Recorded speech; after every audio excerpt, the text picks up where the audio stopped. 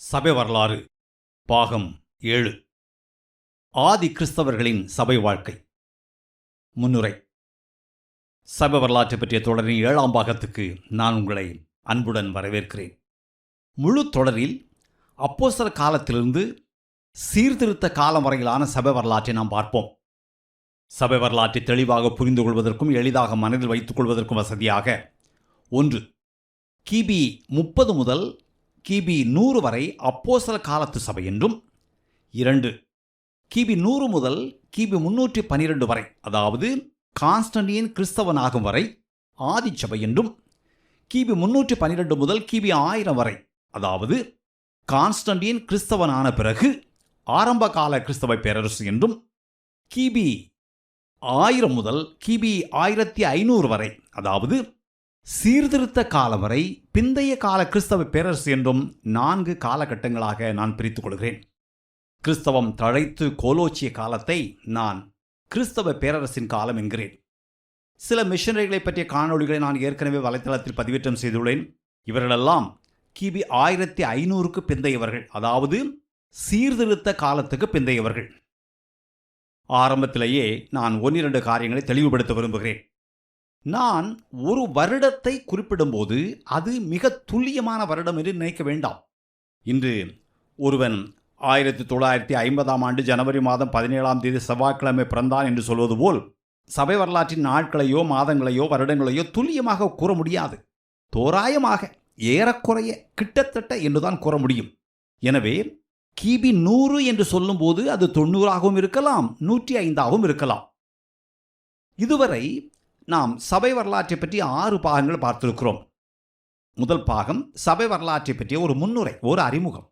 முதல் பாகத்தில் சபை வரலாறு என்றால் என்ன, சபை வரலாற்றை படிப்பதில் உள்ள சிக்கல்கள் என்ன, சபை வரலாற்றை எந்த கண்ணோட்டத்தில் படிக்க வேண்டும், சபை வரலாற்றை அறிவதற்கான ஆதாரங்கள் என்ன, சபை வரலாற்றை ஏன் படிக்க வேண்டும் என்று பார்த்தோம். 2ஆம் பாகம் ஆண்டவராய் இயேசு பரமேறியதிலிருந்து அப்போஸ்தலனாய் யோவான் மரித்த கிபி 100 வரையிலான அப்போஸ்தலர் கால சபை வரலாறு. இது சபை வரலாற்றின் முதல் காலகட்டம். 3ஆம் பாகம் கிபி 100 ரோம பேரரசன் கான்ஸ்டன்டின் கிபி 312 கிறிஸ்தவத்தை ஏற்றுக்கொண்ட கால வரையிலான ஆதி சபை வரலாறு. இது சபை வரலாற்றின் 2ஆம் காலகட்டம். அந்த காலகட்டத்தில் கிறிஸ்தவம் எப்படி பரவியது என்று 3ஆம் பாகத்திலும், அதே காலகட்டத்தில் ஆதி சபைக்கு நேரிட்ட சித்திரவதையை பற்றி 4ஆம் பாகத்திலும், அதே காலகட்டத்தில் ஆதி கிறிஸ்தவர்கள் எதை விசுவாசித்தார்கள், தங்கள் விசுவாசத்தை எப்படி தற்காத்தார்கள் என்று 5ஆம் பாகத்திலும், அதே காலகட்டத்தில் வாழ்ந்த குறிப்பிடத்தக்க சில சபை பிதாக்களையும் அவர்களுடைய நூல்களையும் பற்றி 6ஆம் பாகத்திலும் பார்த்தோம். சபை வரலாற்றை பற்றிய இந்த 7ஆம் பாகத்திலும் அதே காலகட்டத்தில், அதாவது கிபி 100 முதல் கிபி 312 வரையிலான 2ஆம் காலகட்டத்தில் கிறிஸ்தவர்கள் ஒவ்வொரு நாளும் எப்படி வாழ்ந்தார்கள், சபை கூட்டங்கள் எப்படி இருந்தன, என்னென்ன கூட்டங்கள் நடத்தினார்கள், சபை நிர்வாக ஒழுங்கு எப்படி இருந்தது என்று பார்க்க போகிறோம். சுருக்கமாக சொல்வதானால் அவர்களுடைய சபை வாழ்க்கையை பார்க்க போகிறோம். ஆரம்பத்திலேயே நான் இன்னொன்றையும் தெளிவாக்க விரும்புகிறேன். அந்த நாட்களில் கிறிஸ்தவர்களின் சபை வாழ்க்கையை பற்றி சொல்லும்போது எல்லா இடங்களிலும், எல்லா சபைகளிலும், எல்லா காலங்களிலும் எந்த மாற்றமுமின்றி எல்லாரும் ஒரே மாதிரி வாழ்ந்தார்கள் என்றோ, கூட்டங்கள் ஒரே மாதிரி இருந்தன என்றோ நான் சொல்ல முனையவில்லை. அன்று கிறிஸ்தவர்கள் பொதுவாக எப்படி வாழ்ந்தார்கள், பொதுவாக கிறிஸ்தவ கூட்டங்கள் எப்படி இருந்தன என்று பொதுப்படையாகத்தான் சொல்ல முடியும். ஏனென்றால் இந்த காலகட்டத்தில் கிறிஸ்தவம் ஐரோப்பா, வடக்கு ஆப்பிரிக்கா, மேற்கு ஆசியாவின் மத்திய தரை கடலை சுற்றியிருந்த நிலப்பரப்புகளை உள்ளடக்கிய பறந்து விரிந்த ரோம பேரரசுக்கு உள்ளேயும் வெளியேயும் வேகமாக பரவிக்கொண்டிருந்தது. பல்வேறு கண்டங்களையும் பல்வேறு நிலப்பரப்புகளையும் பல்வேறு புவியியலையும் உள்ளடக்கிய ரோம பேரரசில் பல்வேறு இனங்கள் இருந்தார்கள். ஒரு கட்டத்தில் கிரேக்கமும் பின்னர் லத்தீனும் பேரரசு எங்கும் ஒருங்கிணைக்கும் மொழியாக இருந்தபோதும் பல்வேறு இடங்களில் மக்கள் பல்வேறு மொழிகளை பேசினார்கள். எனவே ஆதி கிறிஸ்தவர்கள் ஒரு குறிப்பிட்ட வகையில் வாழ்ந்தார்கள் என்று நான் சொல்லும்போது எந்த விதிவிலக்குமின்றி எல்லாரும் ஒரே மாதிரி வாழ்ந்தார்கள் என்று நினைக்க வேண்டாம். நான் பொதுப்படையாக பேசுகிறேன்.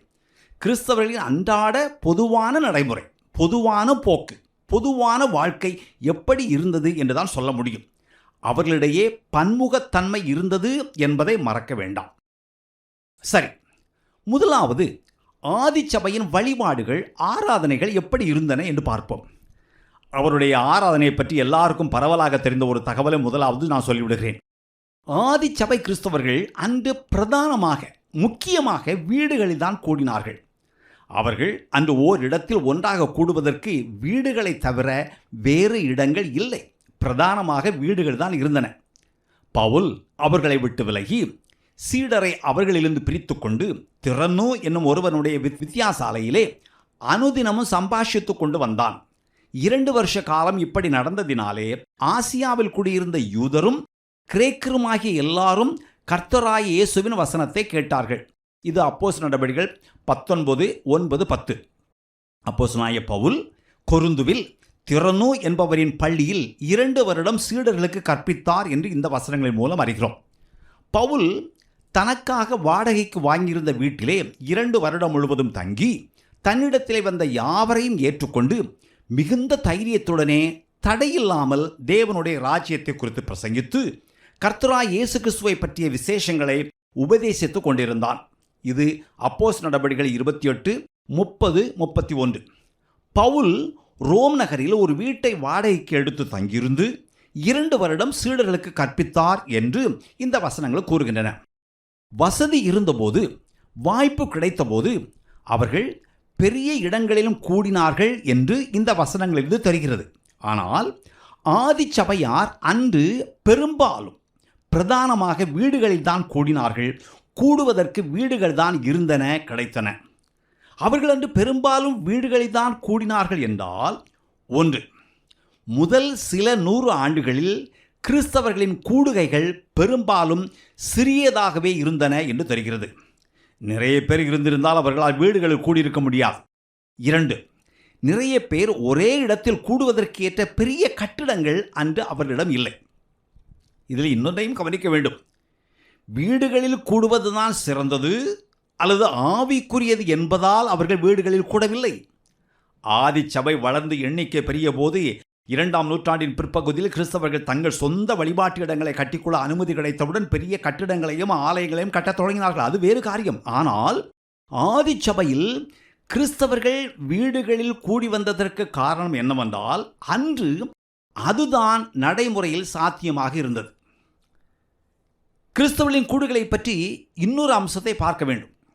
ரோமிலும் வேறு பல நகரங்களிலும் அன்று நிலத்தடி கல்லறைகள் இருந்தன. நிலத்தடி கல்லறைகளை பற்றி 4ஆம் பாகத்தில் நாம் பார்த்தோம். இந்த காலகட்டத்தில் இறந்தவர்களை ரோம் நகரத்திற்குள் அடக்கம் செய்வதற்கு தடை விதிக்கப்பட்டிருந்தது.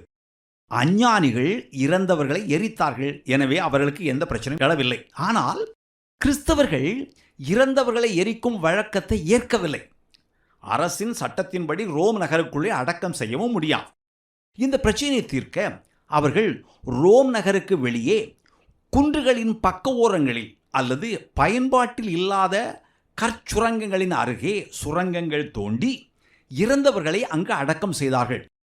170 கிலோமீட்டர் தூரத்துக்கு சுமார் 7,50,000 நிலத்தடி கல்லறைகள் அங்கு இருப்பதாக கூறப்படுகிறது.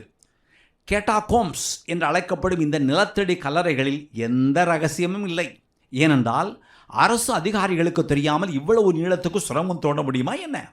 7,50,000 உடல்களை புதைக்க முடியுமா என்ன? அது மட்டுமல்ல, இந்த நிலத்தடி கல்லறைகளை அரசின் சட்டத்தின்படி அதிகாரிகளிடம் பதிவு செய்ய வேண்டியிருந்தது. கிறிஸ்தவர்கள் அன்று இந்த நிலத்தடி கல்லறைகளில் சில நேரங்களில் இரகசியமாக தலைமறைவாக கூடினார்கள் என்று அறியாமையினாலே சிலர் சொல்வதுண்டு.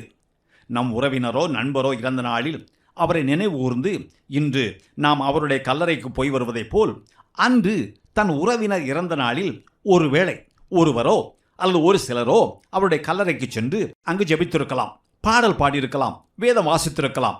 இதை ஒருவேளை சிலர் கிறிஸ்தவர்களின் வழக்கமான கூடுகை என்று தவறாக நினைத்திருக்கலாம்.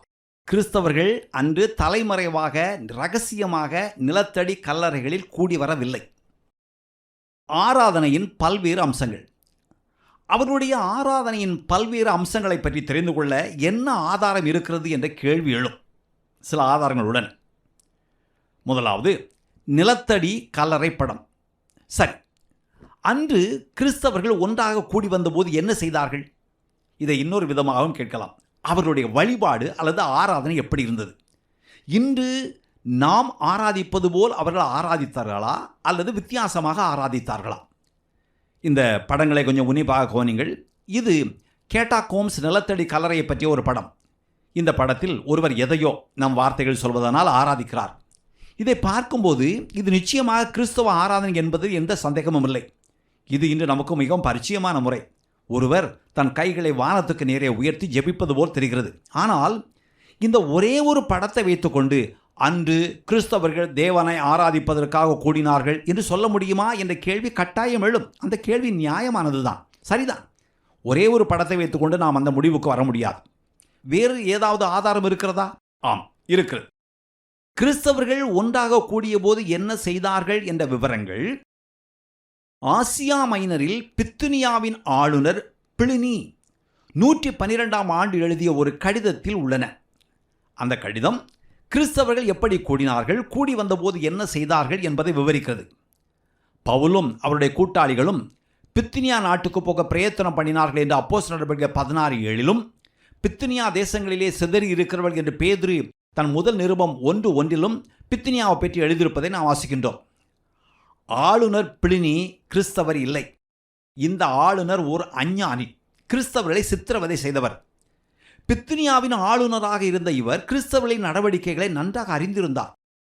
2ஆம் நூற்றாண்டின் முற்பகுதியில் இவர் அன்றைய ரோம பேரரசன் ட்ரோஜனுக்கு எழுதிய கடிதத்தில் கிறிஸ்தவர்களின் கூடுகையை பற்றி எழுதியிருக்கிறார். இந்த ஆவணத்திலிருந்து நாம் பல காரியங்களை அறியலாம். இந்த பிளினி என்ன எழுதியிருக்கிறார் தெரியுமா? நண்பர்களின் சாட்சியை விட எதிரிகளின் சாட்சிக்கு அதிக பலம் உண்டு. இதோ இவர் என்ன எழுதியிருக்கிறார் என்று பாருங்கள். கிறிஸ்தவர்கள் ஒரு குறிப்பிட்ட நாளில் அதிகாலையில் ஓரிடத்தில் கூடி வந்து கடவுளுக்கு பாடுவது போல் கிறிஸ்துவுக்கு மாறி மாறி பாடுகிறார்கள். திருட்டு, மோசடி, நம்பிக்கை துரோகம், ஏமாற்றுதல், விபச்சாரம் போன்ற குற்றச் செயல்களில் ஈடுபடக்கூடாது என்று உறுதிமொழி எடுக்கிறார்கள். இதற்கு பின் அவர்கள் கலைந்து சென்றுவிட்டு திரும்பவும் கூடி வந்து ஏற்பாடு செய்யப்பட்டிருக்கும் எளிமையான அன்பின் விருந்தை சாப்பிடுகிறார்கள். நான் கிறிஸ்தவ கூட்டத்தை சார்ந்த 2 உதவிக்கார பெண்களை பிடித்து சித்திரவதை செய்து அங்கு நடப்பதை அறிய முற்பட்டேன். அவர்கள் ஏதோ ஒரு விதமான மூட நம்பிக்கையை பின்பற்றுவதோடு தோன்றுகிறது என்று எழுதியிருக்கிறார். ஆதி கிறிஸ்தவர்களின் கூடுகளை பற்றி ஆளுநர் பிளினி எழுதியிருக்கும் இந்த கடிதம் மிகவும் முக்கியமானது என்று நான் கருதுகிறேன். ஏனென்றால் அன்று கிறிஸ்தவர்கள் எப்படி கூடினார்கள், எங்கு கூடினார்கள், கூடி வந்தபோது என்ன செய்தார்கள் என்ற பல விவரங்கள் இந்த கடிதத்தில் கூறப்பட்டுள்ளன. முதலாவது, கிறிஸ்தவர்கள் ஒரு குறிப்பிட்ட நாளில் குறிப்பிட்ட நேரத்தில் கூடினார்கள் என்று அவர் கூறுகிறார். அநேகமாக இந்த நாள் ஞாயிற்றுக்கிழமையாகவும் இந்த நேரம் வேலைக்கு போவதற்கு முன் அதிகாலை நேரமாகவும் இருக்கலாம். ரோம பேரரசில் அன்று ஞாயிற்றுக்கிழமை விடுமுறை நாள் அல்ல, அது வேலை நாள். எனவே கிறிஸ்தவர்கள் கூடி வர வேண்டுமானால் வேலைக்கு செல்வதற்கு முன் சீக்கிரமாக கூடி வர வேண்டியிருந்தது. இயேசு வாரத்தின் முதல் நாளில் விடியற் காலையில் உயிர்த்தெழுந்தார் என்பதற்கும் ஆதி கிறிஸ்தவர்கள் ஞாயிற்றுக்கிழமை விடியற் காலையில் கூடி வந்தார்கள் என்பதற்கும் தொடர்பு இருப்பது தெரிகிறது. 1. கிறிஸ்தவர்கள் ஞாயிற்றுக்கிழமை விடியற் காலையில் கூடி வந்தார்கள் என்று பிளினி கூறுகிறார். 2. அவர்கள் இயேசுவை தேவனாக பாவித்து அங்கீகரித்து அவருக்கு பாடல்கள் பாடியதாகவும் பிளினி கூறுகிறார். ஆம், அவர்கள் இயேசுவை ஆராதித்தார்கள். பாடல்கள் ஆராதனையின் இணைபிரியாத ஒரு பகுதியாக கருதப்பட்டது. பாடல்கள் சபை வழிபாட்டின் ஒரு அங்கமாக இருந்தன என்று பிளினி கூறுகிறார். 3. அவர்கள் தேவபக்தியுள்ள ஒழுக்கமான வாழ்க்கை வாழ தங்களை அர்ப்பணித்தார்கள் என்றும் பிளினி கூறுகிறார். 4. அவர் திருவிருந்தை பற்றி எழுதுகிறார். பிளினி கர்த்தருடைய பந்தி என்ற வார்த்தையை பயன்படுத்தாமல் போயிருக்கலாம், ஆனால் அவர் அதைத்தான் குறிப்பிடுகிறார். கிறிஸ்தவர்களின் கூடுகைகளில் முதல் பகுதி, 2வது பகுதி என 2 பகுதிகள் இருந்ததாகவும், முதல் பகுதி முடிந்தவுடன் ஓர் இடைவெளி இருந்ததாகவும், அதற்கு பின் அவர்கள் கூடி திருவிருந்தில் பங்கு பெற்றதாகவும் பிளினி விவரிக்கிறார். ஆராதனையின் முதல் பகுதியில் அவிசுவாசிகள், அஞ்ஞானிகள், பார்வையாளர்கள் என யார் வேண்டுமானாலும் கலந்து கொள்ளலாம். ஆதிச்சபையில் இதுதான் சபைகளின் பொதுவான பழக்கமாக இருந்தது. ஞானஸ்நானம் பெற்று சபையின் உறுப்பினர்களாக அங்கீகரிக்கப்படாதவர்கள் முதல் பகுதி முடிந்தவுடன் கூட்டத்திலிருந்து வெளியேறினார்கள். அப்போது ஒரு இடைவெளி. அதற்கு பிறகு இரண்டாவது பகுதி ஆரம்பம். ஞானஸ்நானம் பெற்று சபையின் உறுப்பினர்களாக அங்கீகரிக்கப்பட்டவர்கள் மட்டுமே இந்த பகுதியில் கலந்து கொண்டார்கள். இதற்கு பல காரணங்கள் இருந்தன. ஆதி கிறிஸ்தவர்கள் இந்த அனுபவங்களை பற்றி பேசும்போது ஒரு விஷயத்தை நான் உங்களுக்கு நினைப்பூட்ட விரும்புகிறேன்.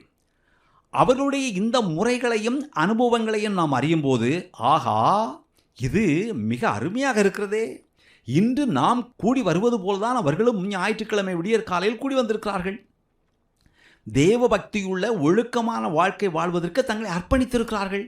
இப்படிப்பட்ட வாழ்க்கை வாழ வேண்டும் என்று பிரசங்கித்திருக்கிறார்கள். அதுபோல நாமும் இன்று கூட்டங்களில் தேவனுடைய வார்த்தையை பிரசங்கிக்கிறோம். அவர்கள் இயேசுவை துதித்து பாடி ஆராதித்திருக்கிறார்கள்.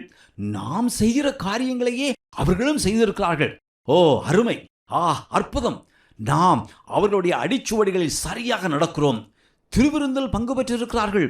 நாமும் அப்படியே செய்கிறோம் என்று நாம் பரவசம் அடைகிறோம். ஆதி கிறிஸ்தவர்களின் பழக்கங்களையே நாம் தொடர்கிறோம் என்று பெருமிதம் கொள்கிறோம். நல்லது, மிகவும் நல்லது. கர்த்தரை துதிக்கின்றோம்.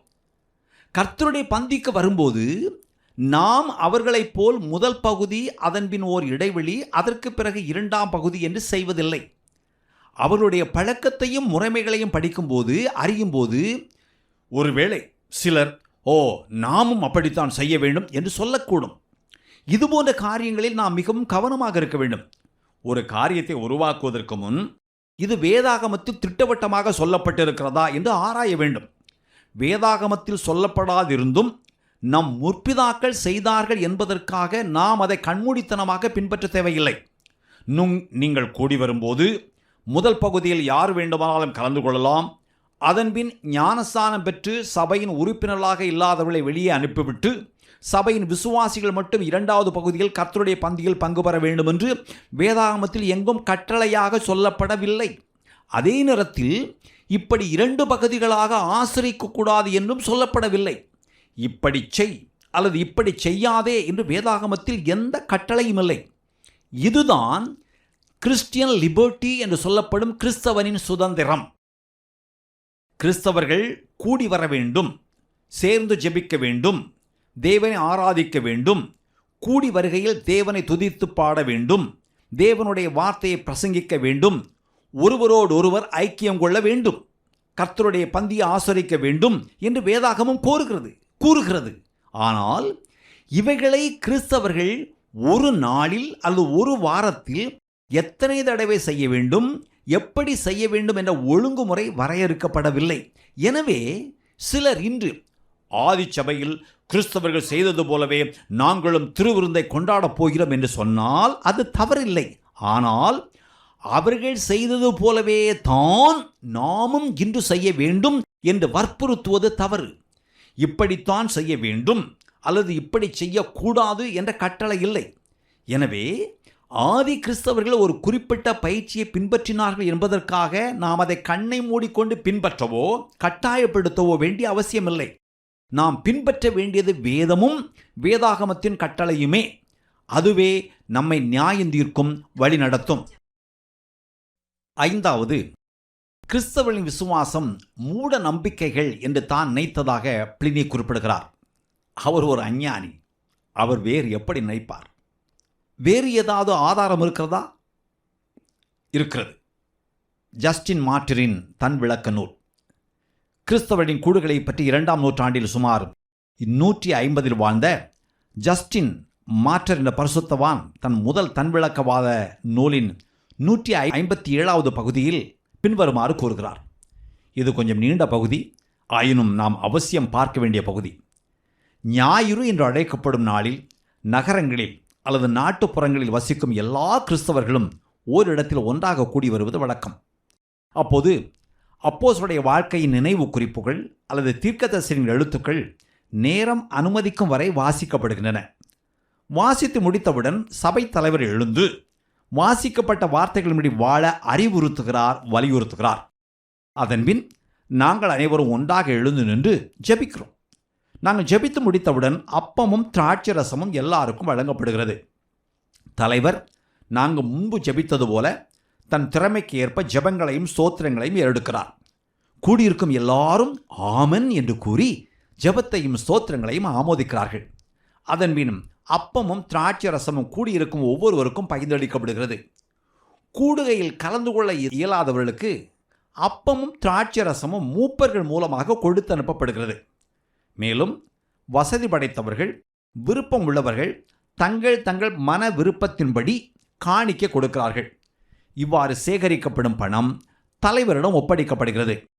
ஆதரவற்ற அனாதைகள், கைவிடப்பட்ட விதவைகள், நோயுற்று வறியவரானவர்கள், தேவையில் உள்ளவர்கள், கட்டுக்களில் இருப்பவர்கள், எங்களிடையே தங்கியிருக்கும் அந்நியர்கள் அனைவரையும் தலைவர் கவனித்துக் கொள்கிறார். ஒரு வார்த்தையில் சொல்வதானால் தேவையுள்ள அனைவரையும் அவர்கள் கவனித்துக் கொள்கிறார்கள்.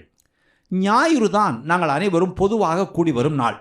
ஏனென்றால் முதலாம் நாளில்தான் தேவன் இருளிலும் பொருளிலும் மாற்றத்தை ஏற்படுத்தி உலகத்தை படைத்தார். நம் இரட்சகராய் இயேசு கிறிஸ்துவும் அந்த நாளில்தான் மரித்தோர் இது உயிர்த்தெழுந்தார். ஏனென்றால் சனிக்கிழமைக்கு முந்தைய நாளில் அவர் சிலுவையில் அறையப்பட்டார். சனிக்கிழமை நாளுக்கு மறுநாளில், அதாவது சூரியனின் நாளில், அவர் தம் அப்போஸ்தலர்களுக்கும் சீடர்களுக்கும் தரிசனமாகி அவர்களுக்கு போதித்தார். அவர்களுக்கு போதித்தவைகளையே நாங்களும் உங்கள் பரிசீலனைக்காக உங்களுக்கு சமர்ப்பிக்கிறோம். இது ஆச்சரியமாக இல்லையா? 18 நூற்றாண்டுகள் பின்னோக்கி சென்று ஆதி கிறிஸ்தவர்கள் எப்படி கூடினார்கள், கூடி வந்தபோது என்ன செய்தார்கள் என்பதை பார்ப்பது அற்புதம் இல்லையா? அவர் கூறுகிற காலமும் நேரமும் என்ற வார்த்தைகளை கவனிங்கள். காலமும் நேரமும் அனுமதிக்கும் வரை என்றால், நாம் ஏற்கனவே பார்த்தபடி ஞாயிற்றுக்கிழமை விடுமுறை நாள் அல்ல. அன்றைக்கும் அவர்கள் வேலைக்கு செல்ல வேண்டும். எனவே அதிகாலையிலேயே கூடி வந்து தேவனை ஆராதித்தார்கள். எனவே அவர்கள் காலத்தையும் நேரத்தில் கருத்தில் கொள்ள வேண்டியிருந்தது. ஒருவேளை அவர்கள் ஓய்வு நாளாகிய சனிக்கிழமை கூடி வந்திருந்தால் எந்தவித நேர கட்டுப்பாடும் இல்லாமல் கூடியிருக்கலாமோ? ஏனென்றால் ரோம பேரரசில் சனிக்கிழமை விடுமுறை நாள். ஜஸ்டின் மார்ட்டின் எழுதியிருப்பவைகளில் சில முக்கியமான விஷயங்கள் பளிச்சென்று தருகின்றன. முதலாவது, ஆதி கிறிஸ்தவர்கள் ஞாயிற்றுக்கிழமைகளில் கூடினார்கள். கிறிஸ்தவர்கள் ஞாயிற்றுக்கிழமை தான் கூடினார்கள் என்பதை வேதாகமத்திலிருந்தும் வரலாற்றிலிருந்தும் ஐயம் திரிபுர நாம் நிரூபிக்கலாம். இதில் எந்த சந்தேகமும் இல்லை. அவர்கள் ஞாயிற்றுக்கிழமை கூடியதற்கு பல காரணங்கள் இருந்திருக்கலாம். யூத மதத்திலிருந்தும் பிற மதங்களிலிருந்தும் தங்களை வேறுபடுத்தி காட்டுவதற்காக அவர் ஞாயிற்றுக்கிழமை கூடி வந்திருக்கலாம். யூதர்கள் சனிக்கிழமை ஓய்வு நாளை ஆசரித்தார்கள் என்று நமக்கு தெரியும். ஆண்டவராய் இயேசு ஞாயிற்றுக்கிழமை மரித்தோரிந்து உயிர்த்தெழுந்தார் என்றும் நமக்கு தெரியும். எனவே அந்த நாளை கனம் பண்ணி அங்கீகரிக்கும் விதமாக அவர்கள் ஞாயிற்றுக்கிழமை கூடி வந்திருக்கலாம். ஜஸ்டின் மார்ட்டின் இதை சுட்டி காட்டுகிறார். இதனால் தான் கிறிஸ்தவர்களாகிய நாங்கள் ஞாயிற்றுக்கிழமை கூடி வருகிறோம் என அவர் குறிப்பிடுகிறார். இதற்கு புதிய ஏற்பாட்டில் போதுமான ஆதாரங்கள் உள்ளன. சபை வரலாற்றிலும் தேவையான சான்றுகள் உள்ளன. இப்போது சில கிறிஸ்தவர்கள் இல்லை, நாம் ஞாயிற்றுக்கிழமை கூடி வரக்கூடாது, மாறாக நாம் யூதர்களைப் போல் ஓய்வு நாளைய சனிக்கிழமை அல்லது வேறொரு நாளில்தான் கூடி வர வேண்டும் என்று சொல்லுகிறார் என்று வைத்துக் கொள்வோம். அப்போது நாம் என்ன சொல்வோம்? கர்த்தருடைய பந்தியை ஆதி கிறிஸ்தவர்கள் எப்படி கடைபிடித்தார்கள் என்று நாம் பார்த்தோம். அதை இன்று நாம் எப்படி கையாளலாம் என்றும் பார்த்தோம். அதுபோலவே ஞாயிற்றுக்கிழமை கூடி வருவதையும் பார்க்க வேண்டும். விசுவாசிகள் ஞாயிற்றுக்கிழமை தான் கூடி வர வேண்டும் என்று வேதாகமத்தில் எந்த கட்டளையும் இல்லை. விசுவாசிகள் கூடி வர வேண்டும் என்ற கட்டளை இருக்கிறது. அதுபோல கிறிஸ்தவர்கள் ஞாயிற்றுக்கிழமை கூடி வந்தார்கள் என்ற ஒரு மாதிரி, ஒரு ஒப்பனை நடவடிக்கைகளின் புத்தகத்தில் பல இடங்களில் காணப்படுகிறது. வேதாகமம் என்ன விவரிக்கிறது என்பதையும் என்ன கட்டளை இடுகிறது என்பதையும் நாம் வேறுபடுத்தி பார்க்க வேண்டும். ஒன்று விவரம், இன்னொன்று கட்டளை. Description, prescription. கட்டளையை மாற்ற நமக்கு எந்த அதிகாரமும் இல்லை. ஆனால் விவரங்களை பொறுத்தவரை கிறிஸ்தவர்களுக்கு சுதந்திரம் உண்டு. எப்படி இருப்பினும் வேதாகமத்தில் காணப்படும் மாதிரியின்படியும் வரலாற்றின்படியும் கிறிஸ்தவர்கள் ஞாயிற்றுக்கிழமைகள் கூடினார்கள். அடுத்து, அன்றைய கிறிஸ்தவர்கள் கூடி வந்தபோது அப்போஸ்தலரின் எழுத்துக்களையும் பழைய ஏற்பாட்டு வேத வாக்கியங்களையும் படித்ததாக அவர் எழுதுகிறார். அன்று அவர்கள் கூடி வந்தபோது வேத வாக்கியங்களை வாசித்தார்கள் என்றும், இன்றைய பிரசங்கிமார்களைப் போல் அன்று சபைத் தலைவர்கள் பிரசங்கித்தார்கள் என்றும் தெரிகிறது. அவர்கள் பழைய ஏற்பாட்டு புத்தகங்களை படித்தார்கள். ஆனால் ஜஸ்டின் அப்போஸ்தலரின் எழுத்துக்களை பற்றியும் பேசுகிறார். நிச்சயமாக இதில் நற்செய்திகளும் அடங்கும் என்பது உறுதி. பவுல், பேதுரு, யாக்கோப்பு போன்றோர் எழுதிய நிருபங்கள் அன்று சுற்றில் இருந்தன. எல்லா நிருபங்களும் எல்லா சபைகளிலும் இருந்திருக்காது. ஏனென்றால் இன்று நம்மிடம் முழு வேதாகமம் இருப்பது போல் அவர்களிடம் முழு வேதாகமும் இருக்க வாய்ப்பு இல்லை. ஆதியாகமம் முதல் திருவெளிப்பாடு வரையிலான அனைத்து புத்தகங்களும் அவரிடம் இருந்திருக்காது. ஒருவேளை பழைய ஏற்பாடு ஒரு சிலரிடம் இருந்திருக்கலாம், ஆனால் முழு புதிய ஏற்பாடும் யாரிடம் இருந்திருக்க வாய்ப்பு இல்லை. பழைய ஏற்பாட்டு எபிரேய பிரதிகளும் புதிய ஏற்பாட்டின் சில புத்தகங்களின் கிரேக்க பிரதிகளும் சிலரிடம் இருந்திருக்கலாம். முழுமையான புதிய ஏற்பாடு இருந்திருக்காது. வெவ்வேறு சபைகளில் வெவ்வேறு புத்தகங்கள் இருந்திருக்கலாம். ஜஸ்டினின் இன்னொரு வார்த்தையை கவனிங்கள். நேரம் அனுமதிக்கும் வரை வாசித்ததாகவும் பிரசங்கித்ததாகவும் ஜஸ்டின் கூறுகிறார். அந்த சபை தலைவர்கள் நீண்ட நேரம் பிரசங்கித்திருப்பார்கள் என்று நான் நினைக்கிறேன். ஏனென்றால் அப்போஸ்தலரின் எழுத்துக்களையும் தீர்க்கதரிசியின் எழுத்துக்களையும் படிக்க வேண்டும். அதன் பிறகு சபைத்தலைவர் பிரசங்கிக்க வேண்டும். கேட்ட வசனங்களின் அடிப்படையில் சபைத்தலைவர் பிரசங்கிக்கிறார். விசுவாசிகள் அதன்படி நடக்க வேண்டும் என்று அவர் வலியுறுத்துகிறார், வற்புறுத்துகிறார். கேட்ட சத்தியங்கள் அவருடைய வாழ்வில் பிரதிபலிக்க வேண்டும் என்று சபைத்தலைவர் வேண்டுகிறார், நினைப்பொழுகிறார். நீண்ட நேரம் பிரசங்கித்திருப்பார். நான்காவது, விசுவாசிகள் அனைவரும் எழுந்து நின்று ஜெபித்தார்கள் என்று ஜஸ்டின் கூறுகிறார். அதன்பின் அவர்கள் கர்த்தருடைய பந்தியை ஆசரித்ததாகவும் கூறுகிறார். இது சில சுவையான தகவல் இருக்கிறது என்பதை கவனித்தீர்களா? கூட்டத்தில் கலந்து கொள்ள முடியாத விசுவாசிகளுக்காக செய்யப்பட்டிருந்த ஏற்பாட்டை கவனித்தீர்களா? வேறு வார்த்தைகள் சொல்வதானால், கர்த்தருடைய ராபோச்சனத்தில் பயன்படுத்தப்பட்ட சில அப்பத்துண்டுகளையும் கொஞ்சம் திராட்சை ரசத்தையும் கூட்டத்தில் கலந்து கொள்ள முடியாத சபையின் உறுப்பினர்களுக்கு கொடுத்து அனுப்பினார்கள் என்று அவர் குறிப்பிடுகிறார். கூட்டத்தில் இறுதியாக காணிக்கை எடுக்கப்பட்டதையும் அவர் கூறுகிறார். இந்த விவரங்களை அறியும் போது இந்த உலகின் பல்வேறு பகுதிகளில் சபை கூட்டங்கள் இப்படித்தானே நடக்கின்றன என்று மகிழ்கிறோம். நிச்சயமாக நாம் மகிழ வேண்டும், இதை பாராட்ட வேண்டும். ஆனால் உலகெங்கும் இப்படித்தான் நடக்கிறது என்று நாம் உறுதியாக சொல்ல முடியாது, சொல்லவில்லை. பெரும்பாலும் என்று சொல்லலாம். ஏனென்றால் உலகின் பல பகுதிகளில் கிறிஸ்தவர்கள் ஞாயிற்றுக்கிழமை தான் கூடுகிறார்கள். கூடி வரும்போது அவர்கள் தேவனுடைய வார்த்தையை வாசிக்கிறார்கள். ஒருவர் தேவனுடைய வார்த்தையை பேசுகிறார், பிரசங்கிக்கிறார்.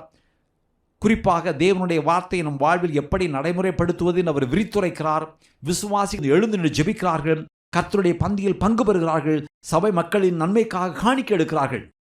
இவ்வாறு அன்று விசுவாசிகள் எப்படி கூடினார்கள் என்றும் கூடிய போது என்ன செய்தார்கள் என்றும் அறிந்து நாம் தேவனை துதிக்கிறோம்.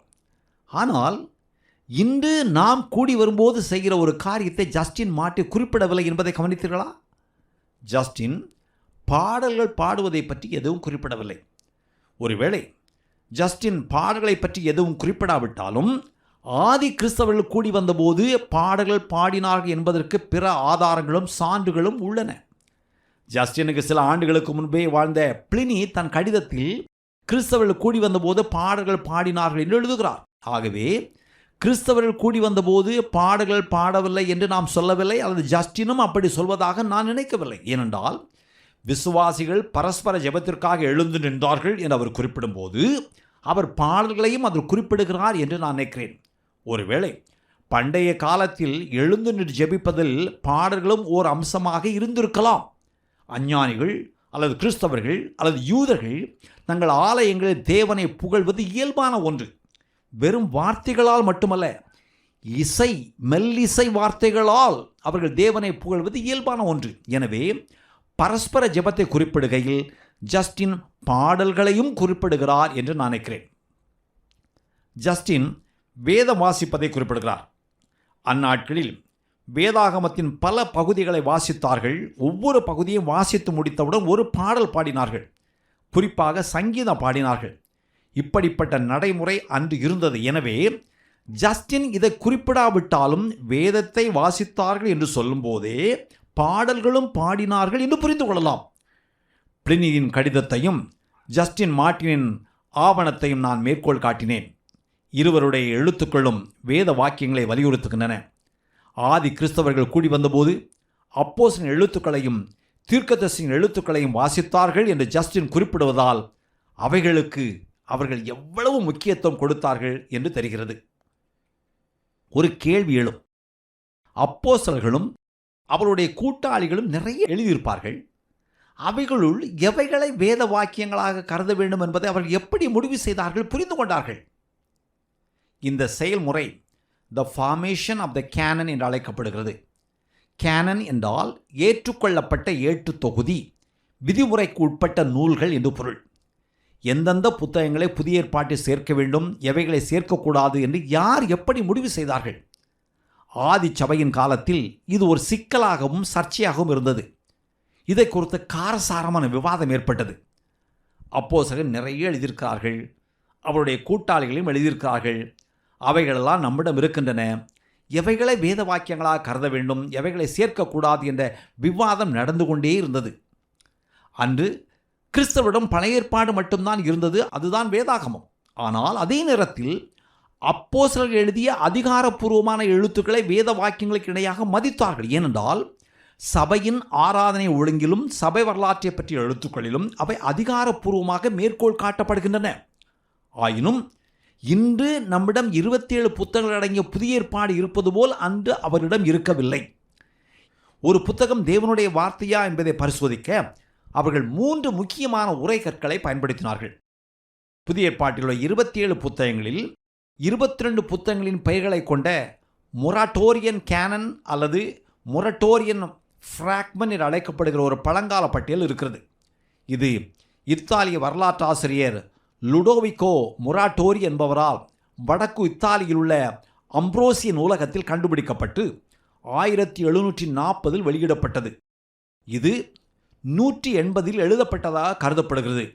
இதுவே நமக்கு கிடைத்திருக்கும் மிக பழமையான பட்டியல். மொராட்டோரி கண்டுபிடித்த இந்த கையெழுத்து பிரதி லத்தீன் மொழியில் எழுதப்பட்டிருந்தது. இது கிரேக்க மொழியில் எழுதப்பட்டு பின்பு லத்தீனில் மொழிபெயர்க்கப்பட்டிருக்கலாம் என்று கருதப்படுகிறது. இன்று புதிய ஏற்பாட்டில் இருக்கிற யாக்கோப்பு எழுதிய நிருபம், பேதுருவின் 2வது நிருபம் இந்த பட்டியலில் இடம்பெறவில்லை. எந்த புத்தகங்கள் அப்போஸ்தல அதிகாரம் உடையவை என்பதை கணிப்பதில் ஆதிச்சபை மிகவும் கவனமாக இருந்திருக்கிறார் என்பதை நிரூபிக்கிறது.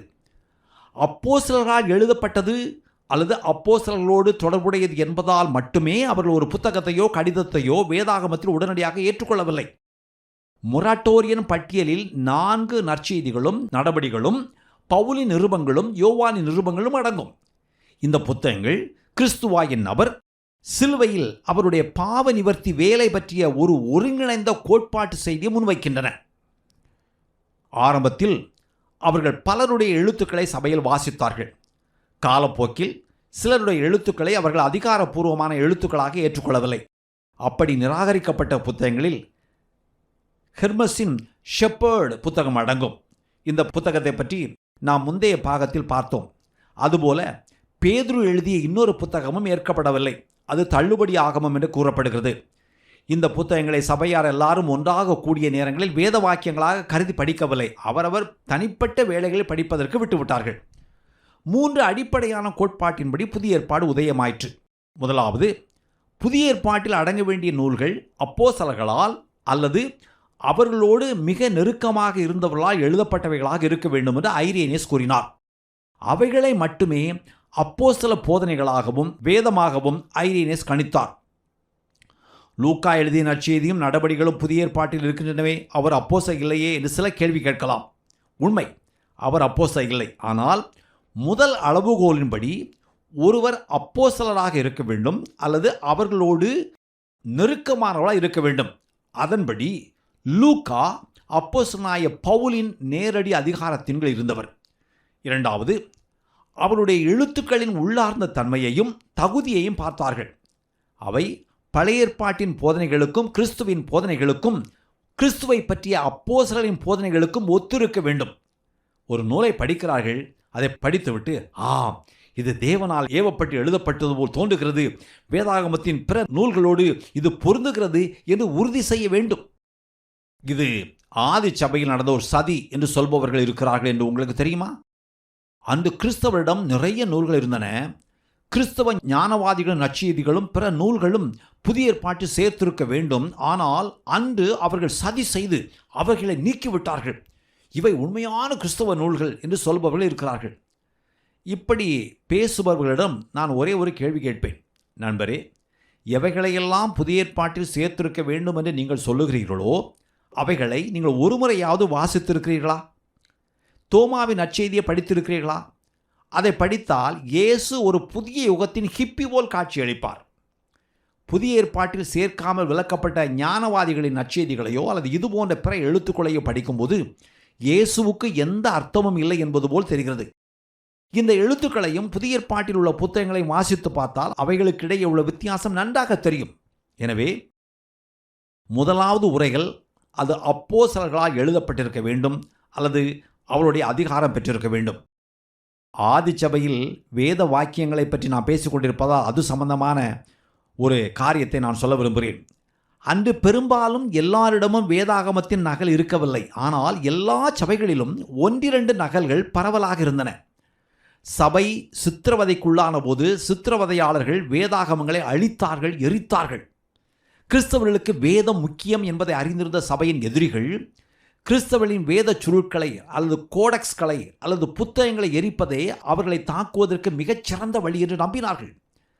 சபையின் எதிரிகள் வேத சுருட்களை எரித்த பிறகும் இத்தனை 1000 பழங்கால கையெழுத்து பிரதிகள் இன்று நம்மிடம் இருக்கிறதென்றால் அவர்கள் எத்தனை 1000ங்களை எரித்திருப்பார்கள் என்பதை நான் உங்கள் கற்பனைக்கு விட்டுவிடுகிறேன். ஆதி சபையில் வேதங்கள் பரவலாக விநியோகிக்கப்பட்டன என்று உறுதியாக கூறலாம். சரி, தொடர்வோம். இரண்டாவது உரைகள் நூல்கள் பழைய ஏற்பாட்டின் போதனைகளுக்கும் கிறிஸ்துவின் போதனைக்கும் கிறிஸ்துவை பற்றிய அப்போஸ்தலரின் போதனைக்கும் ஒத்திருக்க வேண்டும். மூன்றாவது, அது பரவலாக பொதுச்சபையால் ஏற்றுக்கொள்ளப்பட்ட அங்கீகரிக்கப்பட்ட புத்தகமாக இருக்க வேண்டும். புதிய ஏற்பாட்டின் 27 புத்தகங்களை ஆதி சபை உருவாக்கவில்லை என்ற உண்மையை நான் வலியுறுத்த விரும்புகிறேன். அன்று கிறிஸ்தவர்களிடையே பரவலாக புழக்கத்தில் இருந்த புத்தகங்களை ஆதிச்சபை அங்கீகரித்தது, உருவாக்கவில்லை. ஆதிச்சபை புத்தகங்களை உருவாக்கவில்லை.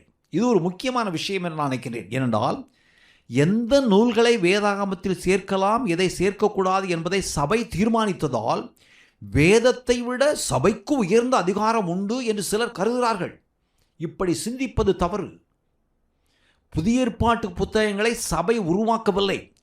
புழக்கத்தில் இருந்த புத்தகங்களை சபை பரிசீலித்தது. ஜஸ்டின் மார்ட்டி சொல்வது போல் அந்த புத்தகங்கள் ஏற்கனவே கிறிஸ்தவரிடையே வாசிக்கப்பட்டன, அங்கீகரிக்கப்பட்டன. இன்னொரு அம்சத்தையும் நான் சுட்டிக்காட்ட விரும்புகிறேன். பண்டைய ரோம பேரரசில் மக்களின் எழுத்தறிவு மிகவும் குறைவாக இருந்தது. அதாவது அவர்கள் ஏறக்குறைய எழுத்தறிவு அற்றவர்கள் என்று பலர் நினைக்கிறார்கள். இது மிகவும் மிகைப்படுத்தப்பட்ட கணிப்பு என்று நான் நினைக்கிறேன். நிச்சயமாக அவருடைய கல்வியறிவு இன்றைய நம் கல்வி அறிவு போன்றதல்ல என்பது உண்மை. ஆனால் அவர்களுக்கு எழுத படிக்க தெரியாது என்பது மிகைப்படுத்தப்பட்ட ஒரு கூற்று. ஏனென்றால் ரோம பேரரசு எங்கும் சுவர்களில் ஓவியங்கள் வரைந்து அவைகளில் எழுதியிருக்கிறார்கள். யாருக்குமே எழுத படிக்க தெரியாது என்றால் அவர்கள் சுவர்களில் ஓவியங்களை வரைந்து ஏன் எழுதினார்கள்? யாருக்குமே வாசிக்க தெரியாவிட்டால் ஏன் எழுத வேண்டும்? எனவே யாருக்குமே எழுத படிக்க தெரியாது என்பது உண்மை அல்ல. ஒருவேளை நிறைய பேருக்கு வாசிக்க தெரியாமல் இருந்திருக்கலாம், ஆனால் கொஞ்சம் பேருக்காவது எழுத படிக்க தெரியும். ரோம பேரரசின் பல இடங்களில் சுவர்களில் இப்படி வரைந்து எழுதியிருக்கிறார்கள். பண்டைய ரோம பேரரசில் நாம் நினைப்பதை விட அதிகமான மக்களுக்கு எழுத படிக்க தெரியும். ஆதிச்சபையில் வேத எழுத்துக்களை பற்றி பார்த்தோம். இப்போது ஆதிச்சபையில் ஜெபங்களை பற்றி பேசலாம். ஆதிச்சபையில் கிறிஸ்தவர்கள் கூடி வந்தபோது ஜெபித்த சில ஜெபங்களை பற்றிய பதிவேடும் நம்மிடம் இருக்கின்றன. அந்த நாட்களில் கிறிஸ்தவர்கள் தேவனை ஆராதிக்கக்கூடிய போது ஜெபித்த இந்த ஜெபங்கள் பொதுவான ஜெபத்துக்கு சிறந்த எடுத்துக்காட்டுகள். அப்படிப்பட்ட ஒரு ஜெபம் அப்போஸ்தலர் நடபடிகளில் காணப்படுகிறது. இது முதல் நூற்றாண்டில் அல்லது 2ஆம் நூற்றாண்டின் முற்பகுதியில் ஜெபிக்கப்பட்ட ஜெபமாக இருக்கலாம். இது அழகான ஜெபம். கர்த்தாவே, நீர் வானத்தையும் பூமியையும் சமுத்திரத்தையும் அவைகளிலுள்ள யாவற்றையும் உண்டாக்கின தேவனாயிருக்கிறீர். புறஜாதிகள் கொந்தளித்து ஜனங்கள் விருதா காரியங்களை சிந்திப்பானேன் என்றும் கர்த்தருக்கு விரோதமாகவும் அவருடைய கிறிஸ்துவுக்கு விரோதமாகவும் பூமியின் ராஜாக்கள் எழும்பின் என்று அதிகாரிகள் ஏகமாய் கூட்டம் கூடினார்கள் என்றும் தேவரீர் உம்முடைய தாசனாகிய தாவீதின் வாக்கினால் உரைத்தீரே. அந்தப்படி உம்முடைய கரமும் உம்முடைய ஆலோசனையும் முன்குறித்தவைகள் யாவையும் செய்யும்படி ஏரோதும் பொந்தியு பிலாத்துவும் புறஜாதிகளோடும் இஸ்ரவேல் ஜனங்களோடும் கூட நீர் அபிஷேகம் பண்ணின உம்முடைய பரிசுத்த பிள்ளையாகி இயேசுவுக்கு விரோதமாய் மெய்யாகவே கூட்டம் கூடினார்கள். இப்பொழுதும் கர்த்தாவே, அவர்களுடைய பயமுறுத்தல்களை தேவரீர் கவனித்து உம்முடைய பரிசுத்த பிள்ளையாகி இயேசுவின் நாமத்தினாலே அடையாளங்களும் அற்புதங்களும் நடக்கும்படி செய்து பிணியாளிகளை குணமாக்கும்படி உம்முடைய கரத்தை நீட்டி உம்முடைய ஊழியக்காரன் உம்முடைய வசனத்தை முழு தைரியத்தோடும் சொல்லும்படி அவர்களுக்கு அனுக்கிரகம் செய்தருளும். இது அப்போஸ்தலர் நடபடிகள் 4:24 முதல் 30 வரை. இது ஆதி சபையின் காலத்தில் ஏறெடுக்கப்பட்ட ஜெபத்திற்கு ஒரு எடுத்துக்காட்டு. இன்னொரு எடுத்துக்காட்டு தருகிறேன். இது சபைப்பிதாக்களில் ஒருவரான ஓரிஜினின் ஜெபம். இது ஒரு அழகான, அற்புதமான, அறிவூட்டத்தக்க ஜெபம். முந்தைய எடுத்துக்காட்டு கிறிஸ்தவர்கள் சபையாக கூடி வந்தபோது பொதுவாக ஜெபித்த ஜெபம். இது தனிப்பட்ட கிறிஸ்தவர்களின் ஜெபத்திற்கு ஒரு எடுத்துக்காட்டு. இயேசுவே, என் கால்கள் அழுக்காக இருக்கின்றன, என்னிடம் வாரும். ஒரு அடிமையைப் போல் வாரும். உம் பாத்திரத்தில் தண்ணீர் ஊற்றி வந்து என் கால்களை கழுவும். இப்படி கேட்பதால் நான் அதீத தைரியம் கொண்டவன் என்று எனக்கு தெரியும். ஆனால் நான் உன்னை கழுவாவிட்டால் என்னிடத்தில் உனக்கு பங்கில்லை என்ற உம் மிரட்டலை எண்ணி நடுங்குகிறேன். என் கால்களை கழுவும், என்றால் நான் உம் தோழமைக்காக ஏங்குகிறேன். என்னே அற்புதமான ஜெபம். இந்த ஜெபம் எவ்வளவு ஆழமானது என்று பாருங்கள். ஒரிஜினை பற்றி முந்தைய பாகங்களை நாம் பார்த்திருக்கிறோம். இந்த ஜெபத்தின் சாராம்சம் என்ன? இயேசுவே, நான் உம்மை நேசிக்கிறேன். நீர் வந்து என் கால்களை கழுவும். நான் உம்மோடு நெருக்கமான ஐக்கியம் கொள்ள விரும்புகிறேன். நான் உம் விசுவாசி. நான் உம்மை நேசிக்கிறேன். தயவாய் வாரும், என்னை கழுவும். இதுதான் இந்த ஜெபத்தின் சாராம்சம். ஆதி சபையின் தனிப்பட்ட ஜெபத்தின் அழகான சிந்தனை. ஆதி கிறிஸ்தவர்களின் சபை கூட்டங்களை பற்றி பேசும்போது ஒரு காரியத்தை பார்த்தோம். அவருடைய ஞாயிறு கூட்டத்தில் 2 பகுதிகள் இருந்தன என்று சொன்னேன். முதல் பகுதியில் பார்வையாளர்கள், அவிசுவாசிகள், ஞானஸ்தானம் பெறாதவர்கள் என யார் வேண்டுமானாலும் கலந்து கொள்ளலாம். இந்த பகுதியில் கலந்து கொள்பவர்கள் நற்செய்தியை கேட்டு நாளடைவில் ரட்சிக்கப்படுவார்கள் என்று அவர்கள் நம்பினார்கள். 2வது பகுதியில் ஞானஸ்தானம் பெற்றவர்கள் மட்டுமே அனுமதிக்கப்பட்டார்கள். 2வது பகுதியில் அவர்கள் கர்த்தருடைய பந்தியை ஆசரித்தார்கள். ஆதி சபையில் இப்படித்தான் பரவலாக நடந்தது. நான் இதை பொதுவாக பேசுகிறேன். உலகெங்கும் அன்று சபை கூட்டங்கள் இப்படித்தான் நடந்தன என்று நான் சொல்ல துணிய மாட்டேன். இதில் இன்னொரு அம்சம் என்னவென்றால், கர்த்தருடைய பந்தியை அவர்கள் ஒரு வகையில் யூதர்கள் அனுசரித்த பஸ்காவின் தொடர்ச்சியாகத்தான் பார்த்தார்கள். யூதர்கள் தாங்கள் எகிப்திலிருந்து விடுதலையானதை நினைவுகூறும் வகையில் பஸ்காவை ஆசரித்தார்கள். கிறிஸ்தவர்கள் அதை நினைவுகூறும் வகையில் பந்தியை ஆசரிக்கவில்லை. மாறாக ஆண்டவராய் இயேசு சொன்னபடி அவர் சிலுவையில் இரத்தத்தை சிந்தி வாங்கி தந்த விடுதலையை நினைவு கூர்ந்தார்கள். யாத்ராகமத்தில் விவரிக்கப்பட்டுள்ள பஸ்காவை ஆசரிக்க இயேசு தம் சீடர்களுடன் கூடி வந்திருந்த போது நடந்த நிகழ்ச்சி நற்செய்தியில் கூறப்பட்டுள்ளது. அவருடைய கடைசி ராபோஜனம் பஸ்காவின் ஆவிக்குரிய நிஜம். அவர்கள் போஜனம் பண்ணுகையில் இயேசு அப்பத்தை எடுத்து ஆசீர்வதித்து அதை பிட்டு சீடர்களுக்கு கொடுத்து, நீங்கள் வாங்கி புசியுங்கள், இது என்னுடைய சரீரமாயிருக்கிறது என்றார். பின்பு பாத்திரத்தையும் எடுத்து ஸ்தோத்திரம் பண்ணி அவர்களுக்கு கொடுத்து, நீங்கள் எல்லாரும் இதிலே பானம் பண்ணுங்கள், இது பாவ மன்னிப்புண்டாகும்படி அநேகருக்காக சிந்தப்படுகிற புதிய உடன்படிக்கைக்குரிய என்னுடைய இரத்தமாயிருக்கிறது என்றார். எனவே இயேசு பஸ்காவுக்கு விளக்கம் அளித்தார். ஒரு விசுவாசி கர்த்தருடைய ராபோஜனத்தில், பந்தியில் பங்கு பெறுவதில் ஒரு முக்கிய பகுதி இருந்தது. அது ஒப்புரவாகுதலின் நேரம். தாங்கள் ஒருவரை ஒருவர் நேசிக்க வேண்டும், ஒருவரோடு ஒருவர் இணக்கமாக இருக்க வேண்டும் என்று ஆதி கிறிஸ்தவர்கள் நம்பினார்கள்.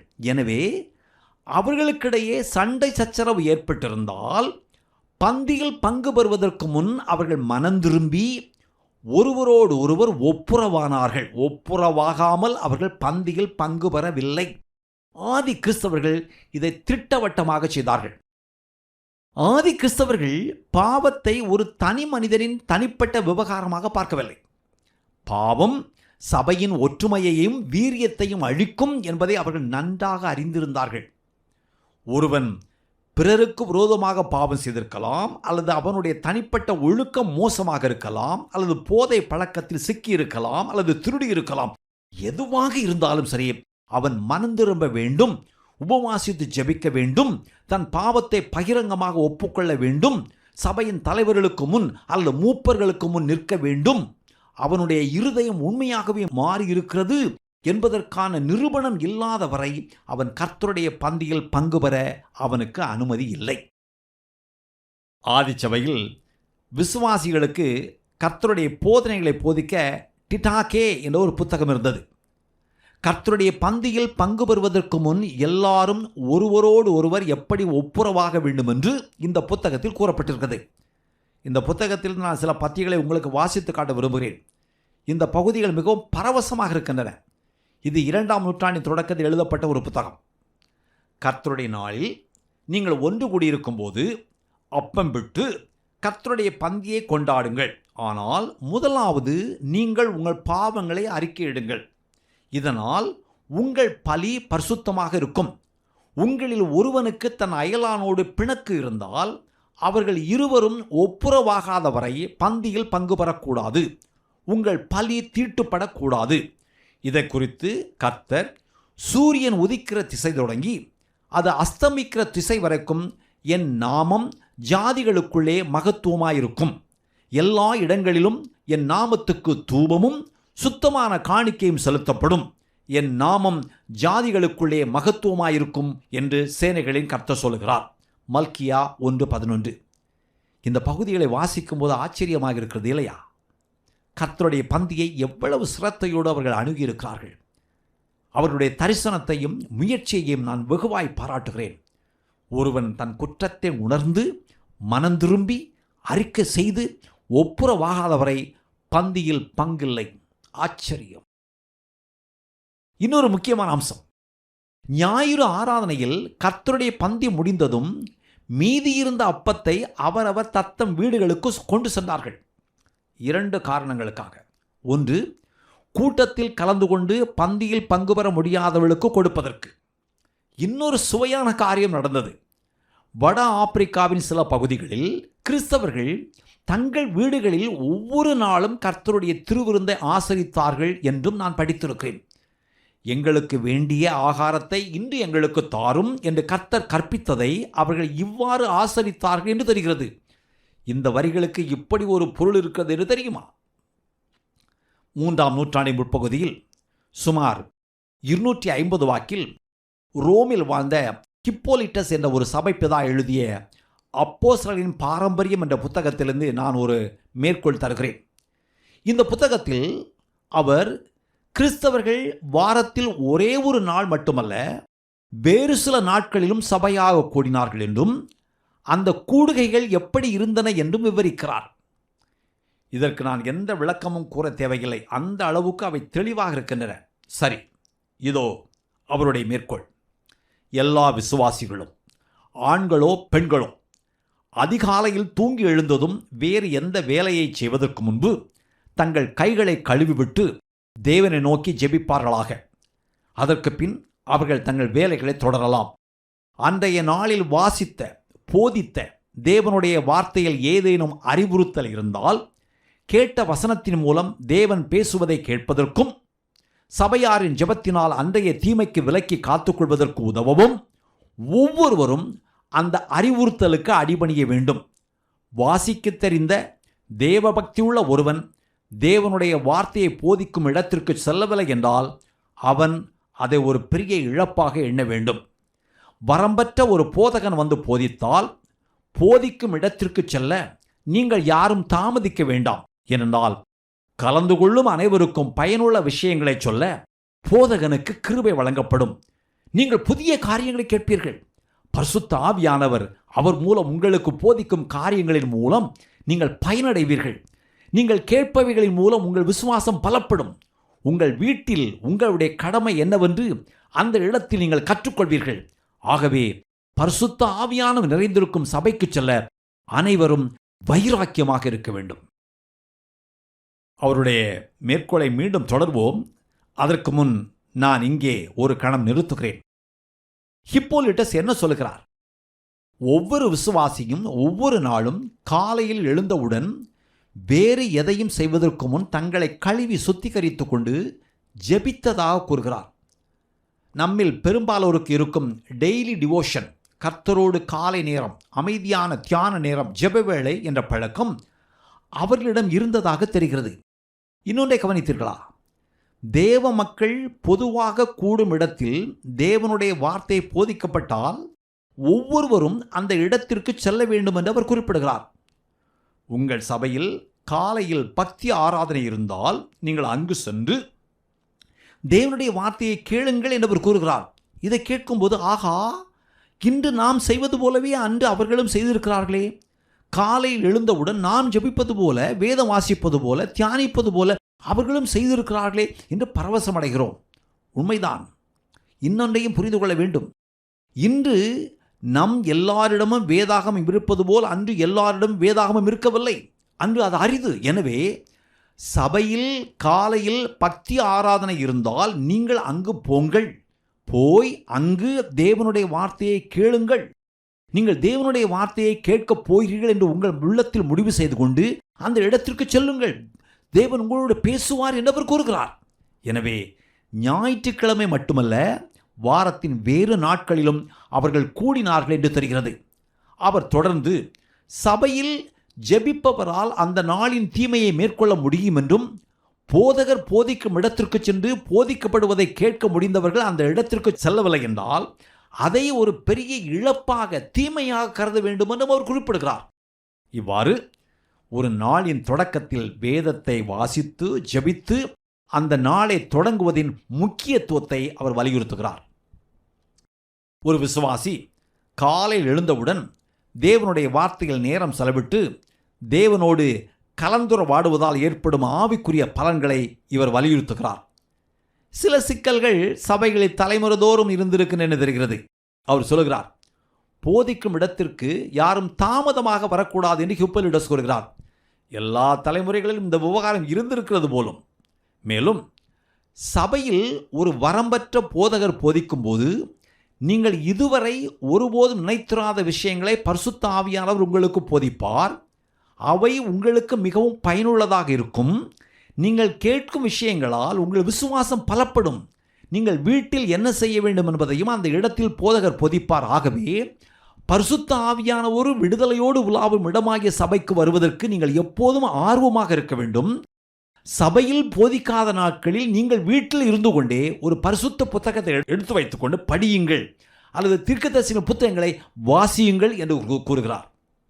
3ஆம் நூற்றாண்டின் நடுப்பகுதியில் ரோம பேரரசின் பல பகுதிகளில் சபையார் ஏறக்குறைய எல்லா நாட்களும் கூடாவிட்டாலும் பெரும்பாலான நாட்களில் காலை வழிபாட்டுக்காக ஓரிடத்தில் கூடி வந்தார்கள் என்று தெரிகிறது. காலை வழிபாட்டுக்கு சபைக்கு போக முடியாவிட்டால் வீட்டிலேயே அந்த பக்தி முயற்சியை நிறைவேற்ற வேண்டும் என்று ஹிப்போலிட்டஸ் கூறுகிறார்.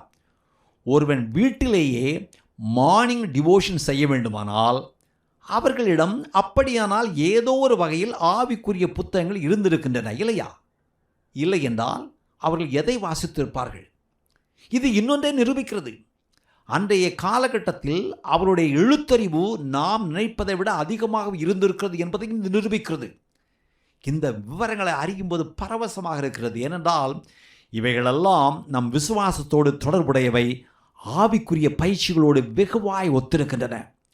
ஆதி சபையின் ஆவிக்குரிய எல்லா பயிற்சிகளும் நம் இன்றைய பயிற்சிகளோடு 100 விழுக்காடு பொருந்தும் என்று நாம் நினைப்பது தவறு. நிச்சயமாக அப்படி இல்லை.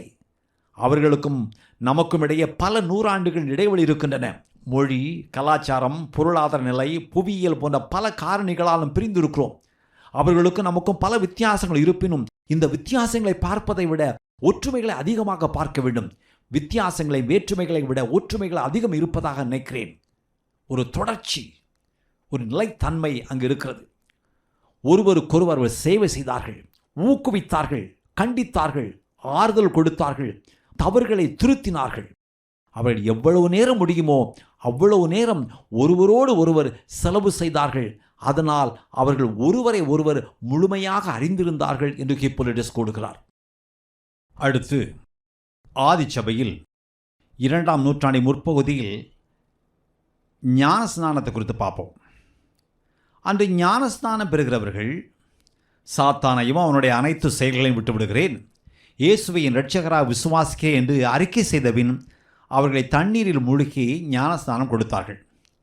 ஞானஸ்நானம் பெற்று தண்ணீரிலிருந்து வெளியே வரும்போது வெள்ளை அங்கி அணிந்து கொண்டார்கள்.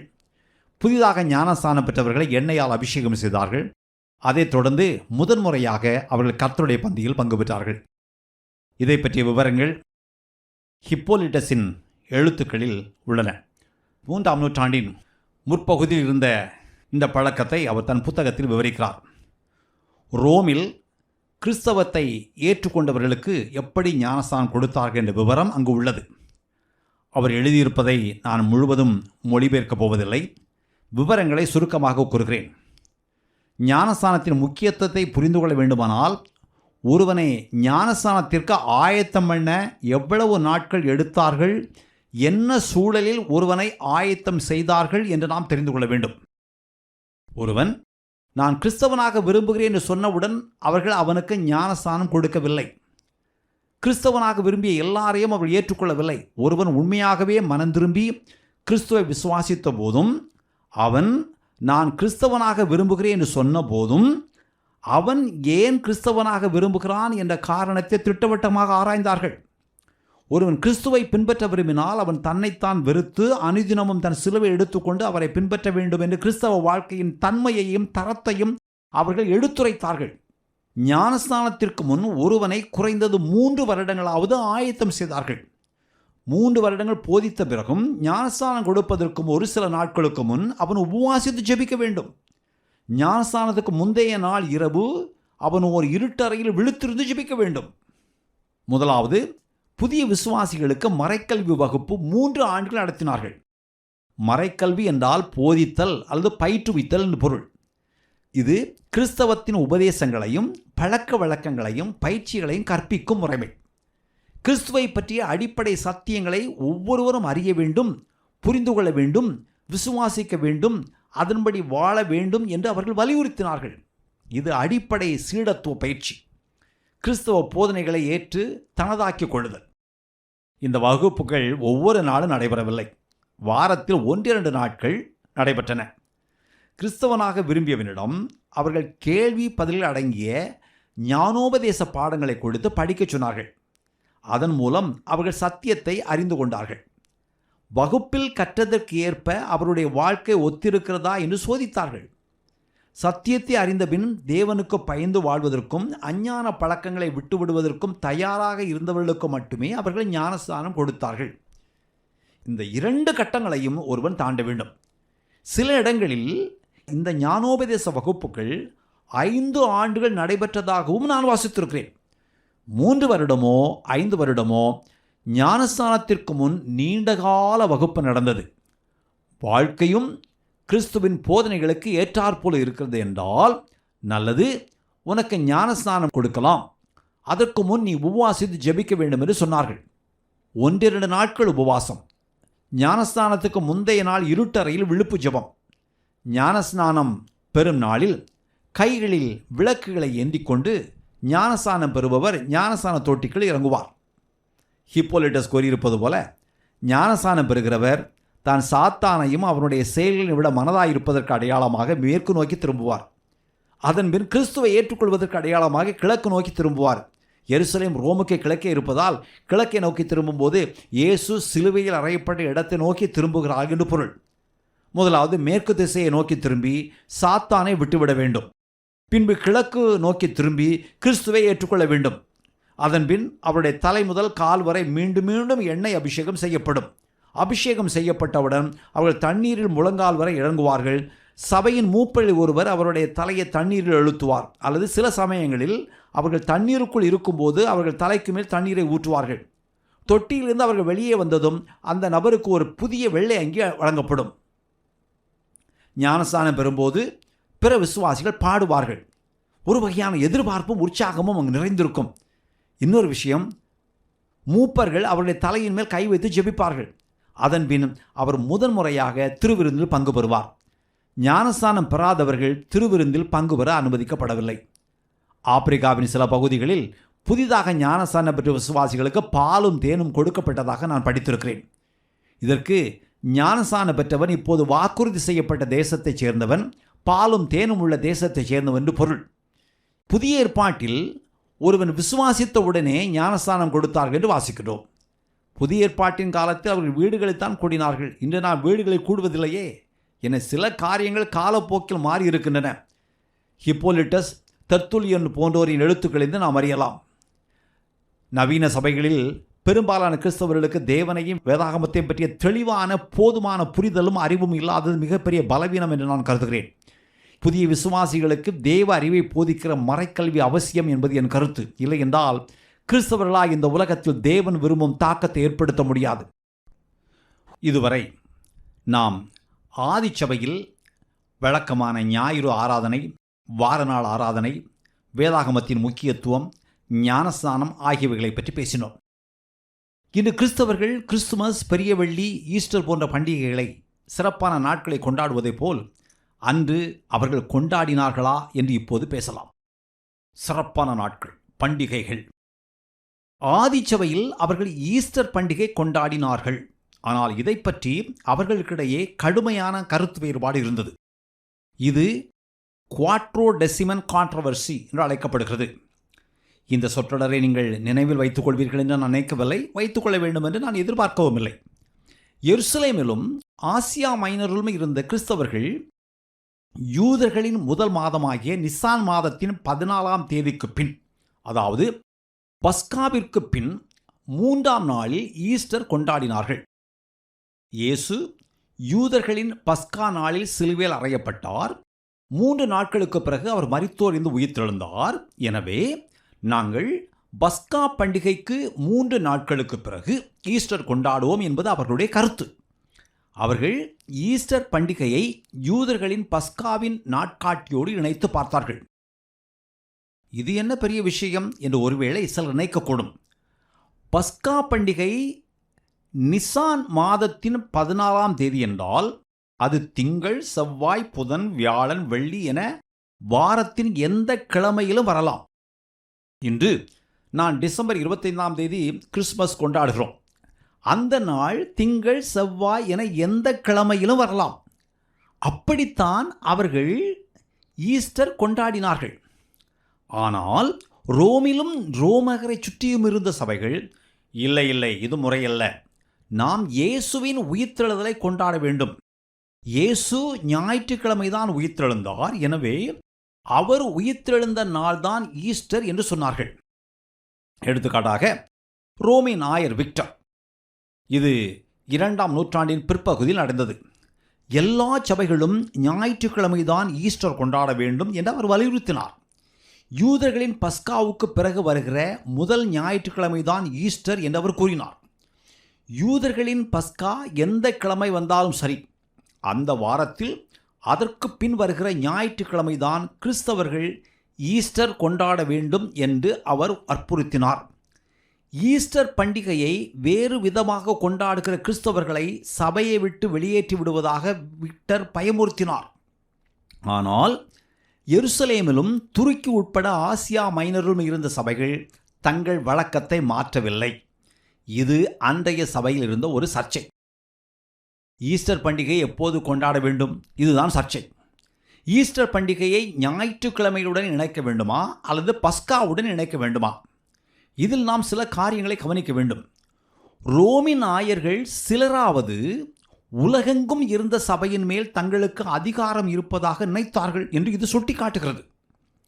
இதை குறித்து நாம் பின்னாட்களில் பேசுவோம். சில சபைகள் தாங்கள் ரோம ஆயரின் அதிகாரத்தின் கீழ் இருப்பதாக நினைக்கவில்லை என்பதையும் இது சுட்டி காட்டுகிறது. ஏனென்றால் ரோம ஆயர் விக்டர் ஞாயிற்றுக்கிழமைதான் ஈஸ்டர் கொண்டாட வேண்டும் என்று சொன்னபோது எருசலேமிலும் ஆசியா மைனரிலும் இருந்த சபைகள் நன்றி, இல்லை, நாங்கள் எங்கள் விருப்பப்படி செய்வோம் என்றார்கள்.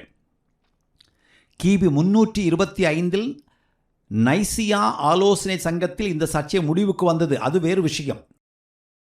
இளவேனில் காலத்தின் முதல் முழு நிலவுக்கு பிறகு வரும் முதல் ஞாயிற்றுக்கிழமை ஈஸ்டர் கொண்டாடப்பட வேண்டும் என்று அப்போது தீர்மானிக்கப்பட்டது. அதுதான் இன்று வரை கிறிஸ்தவத்தில் நடைமுறையில் உள்ளது. இந்த சர்ச்சை பல காரியங்களை நமக்கு உணர்த்துகிறது. அன்று கிறிஸ்தவர்கள் இந்த சிறப்பு நாட்களை எப்படி கொண்டாடினார்கள் என்பது ஒரு புறம், இன்னொரு புறம் ரோம சபையும் ரோம ஆயரும் எப்படி அதிகாரத்தை பறிக்க முயன்றார்கள் என்பதையும் இது நமக்கு காட்டுகிறது. ரோம ஆயர் தன்னை சர்வ அதிகாரம் உள்ளவராக நினைக்க ஆரம்பித்தார். வேறு சில சபைகள் அப்படி நினைக்கவில்லை, அவருடைய அதிகாரத்தை அங்கீகரிக்கவில்லை. நாளையும் கிழமையையும் முடிவு செய்வதில் சர்ச்சை இருந்தபோதும் ஈஸ்டர் பண்டிகைக்கு முன் பெரும்பாலான கிறிஸ்தவர்கள் உபவாசித்தார்கள். முதலாவது அவர்கள் ஒரு நாள் உபவாசித்தார்கள். பின்னர் அவர்கள் அதை 40 மணி நேரமாக நீட்டித்தார்கள். பின்பு அவர்கள் இதை தவக்காலமாக மாற்றி பல்வேறு வகையான உபவாசங்களையும் தபசுகளையும் உருவாக்கினார்கள். தவக்காலம் இப்படித்தான் ஆரம்பித்தது. இன்னும் சிலர் ஒவ்வொரு ஞாயிற்றுக்கிழமையும் சிறப்பான நாள் என்றும் அது சிறிய அளவில் ஈஸ்டர் என்றும் கூறினார்கள். ஞாயிற்றுக்கிழமையை மகிழ்ச்சியோடு வரவேற்று மகிழ்ச்சியோடு கொண்டாடினார்கள். இயேசு கிறிஸ்து உயிரோடு இருக்கிறார் என்றும் அவர் தங்களுக்குள் வாழ்கிறார் என்றும் அவர்கள் விசுவாசித்தார்கள். எனவே ஈஸ்டர் ஞாயிறுக்கு முன் சில கிறிஸ்தவர்கள் உபவாசித்தது போல தேவன் ஞாயிறன்று நம்மிடையே செய்ய விரும்பும் அற்புதமான செயலுக்காக நான் என்னை ஆவிக்குரிய வகையில் தயார்படுத்தப் போகிறேன் என்று சொல்வது போல் பல கிறிஸ்தவர்கள் ஒவ்வொரு ஞாயிற்றுக்கிழமைக்கு முன்பும் உபவாசித்தார்கள். ஈஸ்டர் பண்டிகை பெந்தெகோஸ்தே பண்டிகை போல் இயேசு கிறிஸ்துவின் ஞானஸ்தானத்தை நினைவுகூரும் வகையில் ஜனவரி 6 அல்லது சில நேரங்களில் ஜனவரி 10 அன்று ஃபீஸ்ட் ஆஃப் எபிஃபனி கொண்டாடினார்கள். கிரேக்க மொழியில் இதற்கு வெளியரங்கம் என்று பொருள். இந்த பண்டிகையை பற்றி நிறைய பாரம்பரியங்கள் உள்ளன. இடத்துக்கு இடம், காலத்துக்கு காலம் இதை பல்வேறு வகைகளில் கொண்டாடினார்கள். 300களின் பிற்பகுதி வரை கிறிஸ்தவர்கள் பரவலாக கிறிஸ்துமஸ் கொண்டாடவில்லை. அவர்கள் முதலாவது ஈஸ்டர், பின்னர் பெந்தெகோஸ்தே, அதன்பின் ஜனவரி மாதம் வெளியரங்க பண்டிகைகள் கொண்டாடினார்கள். ஒரு புதியவர் ஆதி சபையின் ஞாயிறு ஆராதனையில் கலந்து கொள்ளும்போது ஆராதனையின் முதல் பகுதியில் அவர் பங்கு பெறலாம். 2வது பகுதியில் திருவிருந்தில் பங்கு பெற அவருக்கு அனுமதி கிடையாது. அவர் வெளியேறிவிட வேண்டும் என்று நாம் ஏற்கனவே பார்த்தோம். ஒரு புறமதத்தான் பார்வையாளனாக இந்த கூட்டத்தில் கலந்து கொள்ளும்போது அது அவனை நிச்சயமாக பாதித்திருக்கும். அது அவனுக்கு விசித்திரமாக தோன்றியிருக்கும். அவனுக்குள் பல கேள்விகள் எழுந்திருக்கும். சரி, இங்கே என்ன நடக்கிறது அல்லது என்ன நடக்கப் போகிறது? ஏன் என்னை வெளியே போகச் சொல்கிறார்கள்? ஏதோ பலி என்று சொல்கிறார்கள். பலி கொடுப்பதற்கு மிருகம் எங்கே இருக்கிறது? இரத்தம், உடல் என்று சொல்கிறார்கள். இரத்தம் எங்கு இருக்கிறது? கொல்லப்பட்ட மிருகம் எங்கு இருக்கிறது? மிருகமோ இரத்தமோ இங்கு இருப்பதாக தெரியவில்லையே. ஏதோ ஒரு புத்தகத்தை பார்த்து பாடுகிறார்கள், ஜெபிக்கிறார்கள், வாசிக்கிறார்கள். இது என்ன புத்தகம்? சபையின் தலைவர் ஏன் சொற்பொழிவாற்றுகிறார்? மரித்து அதன்பின் மரித்தோர் என்று உயிர்த்தெழுந்த ஏதோ ஒரு கடவுளை பற்றி இவர்கள் ஏன் பேசுகிறார்கள்? சபையின் முழு உறுப்பினராக இருப்பதற்கு 2-3 வருடங்கள் ஆகும் என்று சொல்கிறார்களே, ஏன் ஏன் இவ்வளவு காலம்? ஆராதனையின் முதல் பாகம் முடிந்தவுடன் என்ன வெளியே போகச் சொல்கிறார்கள்? ஏன்? இப்படி பல்வேறு கேள்விகள் எழுந்திருக்கும். பிற மதங்களில் இல்லாத அல்லது ரோம பேரரசில் மக்களின் வழக்கமான பழக்கங்களிலிருந்து முற்றிலும் வேறுபட்ட பல அம்சங்கள் கிறிஸ்தவ ஆராதனையில் இடம்பெற்றிருந்தன. தங்கள் வேலையோ நடைமுறை பயிற்சிகளோ ஆராதனை ஒழுங்குகளோ தங்களை சுற்றியிருக்கிற கலாச்சாரத்துக்கும் பழக்க வழக்கங்களுக்கும் ஒத்திருக்க வேண்டும் என்று அன்று பெரும்பாலான கிறிஸ்தவர்கள் நினைக்கவில்லை. அவர்கள், நாங்கள் எங்கள் விசுவாசத்தின்படி கோட்பாட்டின்படி காரியங்களை செய்யப் போகிறோம், நாங்கள் என்ன செய்ய வேண்டும் என்று பரிசுத்த ஆவியானவர் விரும்புகிறாரோ அதை செய்வோம் என்று சொன்னார்கள். சரி, இந்த அம்சத்தை நாம் இங்கு நிறுத்துவோம். ஆனால் ஒரு புறமதத்தானுக்கு, பார்வையாளனுக்கு பல்வேறு காரியங்கள் விசித்திரமாக அல்லது வினோதமாக தோன்றியிருக்கும். அவை அவனுக்கு ஒருவேளை ஓரளவு மர்மமாகவும் இருந்திருக்கலாம். சில சமயங்கள் புரியாத புதிராகவும் இருந்திருக்கலாம். ஆராதனை முதல் பகுதிக்கு பிறகு அவன் வெளியேற வேண்டுமானால் நீங்கள் கொஞ்சம் கற்பனை செய்து பாருங்கள். என்னை அனுப்பிவிட்டு 2வது பகுதியில் சபை உறுப்பினர்கள் என்ன செய்கிறார்கள்? 2வது பகுதியில் நடக்கும் காரியத்தில் நான் ஏன் பங்கு பெறக்கூடாது? இது போன்ற பல கேள்விகள் எழும். இந்த கேள்விகளுக்கெல்லாம் கிறிஸ்தவரிடம் பதில் இருந்திருக்கும் என்று நான் உறுதியாக நம்புகிறேன். ஆனால் அது மர்மமாக தோன்றியிருக்கும். கிறிஸ்தவர்கள் ஒரு ஃபுனரல் சொசைட்டி, ஒரு பரியல் சொசைட்டி, அதாவது இழவு கொண்டாடும் சமூகத்தினர், அடக்க ஆராதனை நடத்தும் சமூகத்தினர் என்று ரோமர்கள் நம்பியதாக நான் படித்திருக்கிறேன். அவர்கள் இப்படி நினைத்ததற்கும் நம்பியதற்கும் காரணம் உண்டு. கிறிஸ்தவ குடும்பங்களில் ஒருவர் இறந்த பிறகு அல்லது ஒரு கிறிஸ்தவன் இரத்த சாட்சியாக மரித்த பிறகு 3ஆம் நாளிலோ 9ஆம் நாளிலோ 30ஆம் நாளிலோ 40ஆம் நாளிலோ அவர்கள் நினைவு நாள் கூட்டம் நடத்தினார்கள்.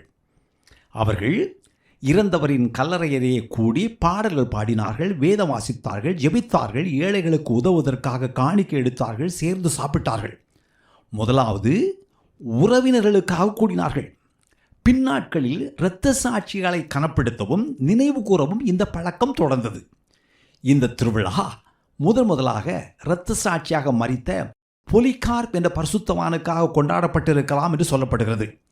பொலிகார்ப் ஒரு ஆயர். இவரை பற்றி முந்தைய 1-2 பாகங்களை பார்த்தோம். இவர் சுமார் 156ஆம் ஆண்டு இரத்த சாட்சியாக மரித்தார். அவர் மரித்தபின் இது நடந்திருக்கலாம். சில இடங்களில் ஞாயிற்றுக்கிழமை மாலையிலும் கூடினார்கள். அவர்கள் யூதர்களின் ஜெப ஆலய வழிபாட்டு முறையை பின்பற்றினார்கள். ஜெப ஆலயங்களில் வேதம் வாசித்தார்கள். வாசித்த வேத வாக்கியங்களுக்கு ஏற்ப சங்கீதங்கள் பாடினார்கள், ஜெபித்தார்கள், போதித்தார்கள். கடைசியாக மக்களுக்கு ஆசீர்வாதம் வழங்கினார்கள். கூட்டம் முடிந்த பிறகு கூடியவர்கள் ஒருவரோடு ஒருவர் ஐக்கியம் கொண்டார்கள். இதுவே ஆதிச்சபையின் வழிபாட்டு முறை. அவர்கள் அப்போஸ்தலருடைய உபதேசத்திலும் அந்யோன்யத்திலும் அப்பம் பிட்குதலிலும் ஜெபம் பண்ணுவதிலும் உறுதியாய் தரித்திருந்தார்கள் என்று அப்போஸ்தலர் நடபடிகள் 2 அவர்கள் ஒருமனப்பட்டவர்களாய் தேவாலயத்திலே அனுதினமும் தரித்திருந்து வீடுகள் தோறும் அப்பம் விட்டு மகிழ்ச்சியோடும் கபடமில்லாத இருதயத்தோடும் போஜனம் பண்ணினார்கள் என்று அப்போஸ்தலர் நடபடிகள் 2:46 வாசிக்கின்றோம். இதுபோன்ற பல அம்சங்கள் கிறிஸ்தவரிடமும் அவளுடைய ஆராதனைகளிலும் இருந்ததால் பிறர் அவர்களை வித்தியாசமாக பார்த்தார்கள். ஆம், கிறிஸ்தவர்கள் மற்றவர்களைப் போன்றவர்கள் இல்லை. அவர்கள் வித்தியாசமாக இருந்தார்கள் என்பது உண்மைதான். கிறிஸ்தவர்கள் தங்கள் கண்டுபிடிப்புகளையும் கற்பனைகளையும் ஆராதனையாக மாற்றவில்லை. அவர்கள் தங்கள் வாழ்க்கையில் தேவனுக்கு முதலிடம், மைய இடம், மிக உயர்ந்த இடம், மிக மேன்மையான இடம் கொடுத்தார்கள். அவரே தங்கள் வாழ்க்கையின் எல்லாவற்றுக்கும் ஆதி காரணர் என்பதை அங்கீகரித்தார்கள், ஆமோதித்தார்கள், உணர்ந்தார்கள், ஏற்றுக்கொண்டார்கள். அவரே தங்களை ஆள்கிற ஆண்டவர் என்பதை மனப்பூர்வமாக ஒப்புக்கொண்டார்கள். அவருக்கு மட்டுமே தங்கள் வாழ்வில் எல்லா அதிகாரமும் உண்டு. தாங்கள் அவருடைய அரசாங்கத்தின் குடிமக்கள். தங்கள் ஆழ்த்தத்தின் எல்லா பகுதிகளிலும், தங்கள் வாழ்வின் எல்லா கட்டங்களிலும், எந்த நிலைமையிலும், எந்த சூழ்நிலையிலும் அவருக்கு தங்கள் மேல் முழு அதிகாரமும் உரிமையும் உண்டு, அவருக்கு மட்டுமே என்று உணர்ந்து ஆராதித்தார்கள். ஆராதனை அவருடைய வாழ்க்கை முறையாக இருந்தது. ஆதிச்சபையில் இருந்த கிறிஸ்தவர்களின் குறிப்பிடத்தக்க சில குணங்களை நான் குறிப்பிட விரும்புகிறேன். இது அன்றைய கிறிஸ்தவர்கள் அனைவருக்கும் பொருந்தும். முதலாவது, அவர்கள் கிளாடியேட்டர் விளையாட்டுகளை வெறுத்தார்கள்.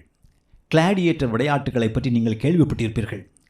கிளாடியேட்டர் விளையாட்டு போர்க்குற்றவாளிகள், கைதிகள், அடிமைகள் ஆயுதம் அணிந்து ஒருவரோடு ஒருவர் அல்லது காட்டு விலங்குகளோடு சண்டை போடும் வன்முறை விளையாட்டு. கடைசியில் சாவார்கள். இந்த சண்டை நடக்கும் அரங்கத்தில் ரோம அரசர்களும் உயர்குடி மக்களும் குடிமக்களும் பல்லாயிரக்கணக்கில் கூடினார்கள். கிளாடியேட்டர்கள் சண்டை போடுவதையும் சாவதையும் பார்வையாளர்கள் ரசித்தார்கள், ஆரவாரம் செய்தார்கள், கைதட்டி ஆர்ப்பரித்தார்கள். இது ரோமர்களின் கலாச்சாரம். 3ஆம் நூற்றாண்டின் நடுப்பகுதியிலிருந்து ஏறக்குறைய இயேசுவின் காலம் வரை இந்த வன்முறை விளையாட்டு நடந்தது. பெரும்பாலான கிறிஸ்தவர்கள் இந்த விளையாட்டை வெறுத்தார்கள். மனித உயிரை மதிக்காத துச்சமாக கருதுகிற விளையாட்டை கிறிஸ்தவர்கள் வெறுத்தார்கள். அரங்கத்தில் கொலைவரியோடு கிளாடியேட்டர்கள் மோதுகிறார்கள். கூடியிருக்கும் பார்வையாளர்களை இரத்த வரியுடன் கத்துகிறார்கள். இதை ஒரு கிறிஸ்தவன் எப்படி ரசிப்பான்? மேலும் இந்த விளையாட்டுகள் அஞ்ஞான தெய்வங்களுக்கு அர்ப்பணிக்கப்பட்டன. இது மட்டுமல்ல, இந்த அரங்கங்களில்தான் கிறிஸ்தவர்களும் கொல்லப்பட்டார்கள். விலங்குகளுக்கு இரையாக்கப்பட்டார்கள், இரத்த சாட்சிகளாக மரித்தார்கள். எனவே ஆதி கிறிஸ்தவர்கள் கிளாடியேட்டர் விளையாட்டையும் விளையாட்டு அரங்கங்களையும் வெறுத்தார்கள். கிறிஸ்தவர்கள் விளையாட்டு அரங்கங்களை மட்டுமல்ல, ரோம கலாச்சாரத்தின் இன்னொரு அம்சமான நாடக அரங்கங்களையும் தவிர்த்தார்கள். கிரேக்க நாடகங்களில் ஆண்களே பெண் வேடமிட்டு நடித்தார்கள். ரோம நாடகங்களில் இந்த நிலை மாறி பெண்களே பெண் வேடங்களில் நடித்தார்கள். ரோமர்களின் நாடகங்களில் பாலியல் சார்ந்த காட்சிகள் மேலோங்கி நின்றன. ஒழுக்கக்கேடான பாலியல் சார்ந்த காட்சிகளை மேடையில் அப்படியே நடிக்குமாறு சில அரசர்கள் வற்புறுத்தினார்கள். பண்டைய உலகில் ரோம நாடகங்கள் ஒழுக்கக்கேடானவை என்பது வரலாற்று ஆசிரியர்களால் ஒப்புக்கொள்ளப்படுகிறது. எனவே கிறிஸ்தவர்கள் இல்லை, நாங்கள் கிளாடியேட்டர் விளையாட்டு அரங்கத்துக்கு மட்டுமல்ல நாடகங்களுக்கும் செல்ல மாட்டோம் என்று சொன்னார்கள். கிறிஸ்தவர்களின் வாழ்க்கை பாணி. பிறரை விட கிறிஸ்தவர்கள் ஆரோக்கியமாக சீரும் சிறப்புமாக நெடுநாள் வாழ்ந்தார்கள் என்று முந்தைய பாகத்தில் பார்த்தோம். அஞ்ஞானிகளும் அஞ்ஞான பூசாரிகளும் கோயிலில் வசூலித்த காணிக்கைகளை, நன்கொடைகளை அல்லது கட்டணங்களை மது அருந்துவதற்கு செலவு செய்தார்கள். அவர்கள் தங்கள் பணத்தை முட்டாள்தனமாக வீணாக்கினார்கள். ஆனால் கிறிஸ்தவர்கள் சபைகளில் சேர்த்த காணிக்கைகளை ஏழைகளுக்கும் திக்கற்றோர்களுக்கும் விதவைகளுக்கும் தேவையில் உள்ளவர்களுக்கும் ஆதரவளிப்பதற்கும் உதவி செய்வதற்கும் பயன்படுத்தினார்கள். ஆதிச்சபையில் கிறிஸ்தவர்களின் ஒழுக்கத்தின் தரம் மிகவும் உயர்வாக இருந்தது. கிறிஸ்தவனின் ஒழுக்கம் அஞ்ஞானிகளின் ஒழுக்கத்தை விட பல மடங்கு உயர்ந்திருந்தது. இது சபை வரலாறு முழுவதும் காணப்படுகிறது. கிறிஸ்தவர்கள் ஒருபோதும் பாவம் செய்யவில்லை என்று நான் சொல்லவில்லை. அவர்களை ஒருவன் பாவம் செய்தபோது அதை நேர்மையாக கையாண்டார்கள். சமூக அந்தஸ்தை பொருட்படுத்தாமல் ஒருவன் பாவம் செய்தபோது கிறிஸ்தவனின் உயர்ந்த தரத்தின்படி வாழச் செய்தார்கள். இது அவிசுவாசிகள் மீது ஆழமான தாக்கத்தை ஏற்படுத்தியது. விசுவாசிகள் நற்செய்தி அறிவித்தல். பொதுவாக சபை வரலாற்றை பற்றி பேசும்போது பெயர் தெரியாத முகம் தெரியாத கிறிஸ்தவர்களின் பங்களிப்பை நாம் ஒருபோதும் குறைத்து மதிப்பிடக்கூடாது. அவர்கள் கிறிஸ்துவுக்கு உண்மையும் உத்தமமாக வாழ்ந்தார்கள். அவர்கள் தனிப்பட்ட விதத்தில் தங்கள் நண்பர்களுக்கும் குடும்பத்தாருக்கும் அக்கம் பக்கம் உள்ளவர்களுக்கும் நற்செய்தி அறிவித்தார்கள் என்பது மறுக்க முடியாத உண்மை. பிரபலமான சபைத் தலைவர்களும் சபைப்பிதாக்களும் கிறிஸ்துவின் நற்செய்தி அறிவிப்பதற்காகவும் சபைகளை விரிவாக்குவதற்காகவும் சபைகளின் சாட்சிக்காகவும் எவ்வளவு பாடுபட்டார்களோ அதே அளவுக்கு சாதாரண விசுவாசிகளும் பாடுபட்டார்கள் என்பதை தேவன் அறிவார். தேவன் அவருடைய பங்களிப்பை அங்கீகரிக்கிறார் என்று நான் உறுதியாக விசுவாசிக்கிறேன். ஒவ்வொருவரையும் இயேசுவின் சீடராக மாற்றுவதற்கு தாங்கள் அழைக்கப்பட்டிருக்கிறோம் என்ற தங்கள் அழைப்பை ஒவ்வொருவரும் உணர்ந்திருந்தார்கள். ஆதிச்சபையின் நிர்வாக அமைப்பு முறையை பற்றிய சில பொதுவான உண்மைகளையும் போக்குகளையும் நாம் இப்போது பார்ப்போம். ஆதிச்சபை அகத்தளவில் ஓர் அமைப்பாக செயல்படவில்லை. பிற்காலத்தில் தான் சபையின் நிர்வாகம் மையப்படுத்தப்பட்ட கட்டமைப்பாக மாறியது. ஆதிச்சபை நிர்வாகம் அப்படி மையப்படுத்தப்படவில்லை, கட்டமைக்கப்படவில்லை, ஒழுங்கமைக்கப்படவில்லை. ஒழுங்கமைக்கப்படவில்லை என்பதால் அங்கு ஒழுங்கீனம் இருந்தது என்பதல்ல அதன் பொருள். ரோம பேரரசின் பல்வேறு பகுதிகளில் இருந்த சபைகளுக்கிடையே ஒரு நிறுவனத்தை நிர்வகிப்பதைப் போன்ற நிர்வாக அமைப்போ ஒரே ஒரு தலைமையோ கட்டமைப்போ படிநிலையோ இருக்கவில்லை. ஆதிச்சபையில் நிர்வாகம் பரவலாக்கப்பட்டிருந்தது. உள்ளூர் சபைகளை உள்ளூர் தலைவர்கள் பரிசுத்த ஆவியானவரின் துணையோடு வழிநடத்தினார்கள். அவர்கள் தங்களை நடத்த தங்களுக்கு ஒரு தலைமையகம் வேண்டும் என்றோ தலைவர் வேண்டும் என்றோ கோரவில்லை. அவர்கள் நாம் புதிய ஏற்பாட்டில் வாசிக்கின்ற தரத்தை பின்பற்றினார்கள். சபைகளை வழிநடத்த மூப்பர்கள் இருந்தார்கள். இவர்கள் கண்காணிகள் என்றும் மேய்ப்பர்கள் என்றும் அழைக்கப்பட்டார்கள். இவர்களுக்கு உதவிக்காரர்கள் இருந்தார்கள். ஒவ்வொரு சபையிலும் ஒரே ஒரு மூப்பர் அல்ல, பல மூப்பர்கள் இருந்தார்கள். இந்த மூப்பர்களும் உதவிக்காரர்களுக்கும் சபையில் தீர்க்கதரிசிகளாகவும் போதகர்களாகவும் செயல்பட்டார்கள். உள்ளூர் சபைகளை வெளியே இருந்து யாரும் கட்டுப்படுத்தவில்லை. சபைகள் சுயாதீனமாக செயல்பட்டன என்று சொல்லும்போது பிராந்திய சபைகளுக்கிடையே எந்த தொடர்பும் ஐக்கியமும் இருக்கவில்லை என்று நினைக்க வேண்டாம். சபைகளுக்கிடையே போக்குவரத்தும் இருந்து கொண்டே இருந்தது. தலைவர்கள் சபைகளை போய் பார்த்தார்கள். அப்போஸ்தலர்களும் நற்செய்தியாளர்களும் ஆங்காங்கே நற்செய்தி அறிவிக்கவும் சபைகளை சந்திப்பதற்காகவும் விசுவாசியை உற்சாகப்படுத்துவதற்காகவும் பலப்படுத்துவதற்காகவும் பயணித்து கொண்டே இருந்தார்கள். பயணம் செய்யாத நேரங்களில் சபைகளுக்கு நிருபங்கள் எழுதினார்கள். அவர்கள் எழுதிய நிருபங்கள் எல்லா சபைகளிலும் வாசிக்கப்பட்டன. எனவே பிராந்திய சபைகளுக்கிடையே தொடர்பும் ஐக்கியமும் ஒத்துழைப்பும் இருந்தன. உள்ளூர் சபை தலைவர்கள் தேவபக்தி உள்ளவர்களாகவும் திறமையானவர்களுமாய் இருந்தார்கள். அன்று மேய்ப்பர்கள் பிஷப் என்றும் அழைக்கப்பட்டார்கள். நாளடைவில் பிஷப் என்பவர் ஒரு பிராந்தியத்தில் இருந்த பல சபைகளுக்கு கண்காணி போல் செயல்பட்டார். இப்படி ஒரு படிநிலை உருவாக ஆரம்பித்தது. சபை ஒரு நிறுவனம் போல் செயல்பட வேண்டுமா, அதை எப்படி நிர்வகிக்க வேண்டும் என்பதை வேதாகமத்தின் அடிப்படையிலும் வரலாற்று ரீதியாகவும் மிக துல்லியமாக வரையறுப்பது கடினம். ஒரு விதமான அமைப்பு இன்னொரு விதமான அமைப்பு முறையை விட சிறந்ததாக தோன்றலாம். ஆனால் ஒன்றை நிச்சயமாக சொல்ல முடியும். ஒரு அமைப்பு முறை நல்லதா கெட்டதா என்பது அதன் தலைமை பொறுப்பை வகிப்பவர்களின் தரத்தையும் குணத்தையும் பொறுத்தது. நிர்வாக அமைப்பை விட நிர்வாக அமைப்பின் தலைமைத்துவத்தின் தரமும் குணமும் அதிக முக்கியம். எப்படிப்பட்டவர்கள் தலைமை பொறுப்பில் இருக்கிறார்கள் என்பது மிக முக்கியம். அப்போஸ்தலனாகிய பவுல் கூறுவது போல் எந்த மனிதன் மேலும் அவசரப்பட்டு கைவிட்டு விடக்கூடாது. ஒருவன் தலைமை பொறுப்பை எடுக்க விரும்பினால் அவன் தன் அழைப்பை உறுதி செய்ய வேண்டும். தேவனுக்கு முன் தன்னை ஆராய்ந்து பார்க்க வேண்டும். தேவ மக்களை தேவ பாதையில் வழிநடத்த தான் தகுதி உள்ளவனா என்று அவன் தேவனுக்கு முன் தன்னை நேர்மையாக சீர்தூக்கி பார்க்க வேண்டும். சரி, இந்த பாகத்தை முடித்துக்கொள்வோம். எல்லா காலங்களிலும் வாழ்ந்த கிறிஸ்தவர்களைப் போலவே ஆதி சபையில் வாழ்ந்த கிறிஸ்தவர்களும் ஏதோ ஒரு வகையில் இயல்பான வாழ்க்கை வாழ்ந்தார்கள். ஒரு பொருளில் கிறிஸ்தவர்களாகிய நாம் இயல்பான மனிதர்கள். ஆனால் இன்னொரு பொருளில் நாம் இயல்பானவர்கள் இல்லை. டயக்னட்டஸுக்கு எழுதிய ஒரு கடிதத்திலிருந்து ஒரு பகுதியை படித்து இந்த பாகத்தை முடித்துக் கொள்வோம். இது 2ஆம் நூற்றாண்டின் மத்தியில், அதாவது 150 முதல் 188 வரையிலான காலகட்டத்தில் எழுதப்பட்ட ஒரு கடிதம். இதை எழுதியவர் யார் என்று தெரியாது. ஆனால் இந்த கடிதம் டயக்னட்டஸ் என்பவருக்கு எழுதப்பட்டிருக்கிறது. இதோ, கிறிஸ்தவர்கள் பிரத்யேகமான நாடுகளில் வாழவில்லை. அவர்கள் பிற மக்களைப் போல் தத்தம் நாடுகளில் வாழ்கிறார்கள். ஆனால் அவர்கள் அந்தந்த நாடுகளின் வழியாக கடந்து போகிற வழிப்போக்கர்களைப் போல் வாழ்கிறார்கள். அவர்கள் பிரத்யேகமான நகரங்களில் வாழவில்லை. அவர்கள் தேவன் தங்களுக்கு பகிர்ந்தளித்தபடி கிரேக்கர்களின் நகரங்களிலும் காட்டுமிராண்டிகளின் நகரங்களிலும் வாழ்கிறார்கள். அவர்கள் பிரத்யேகமான மொழி பேசவில்லை. தங்களை சுற்றியுள்ள மக்கள் பேசும் மொழியையே பேசுகிறார்கள். அவர்கள் பிரத்யேகமான உடை அணியவில்லை. பிரத்யேகமான உணவை சாப்பிடவில்லை.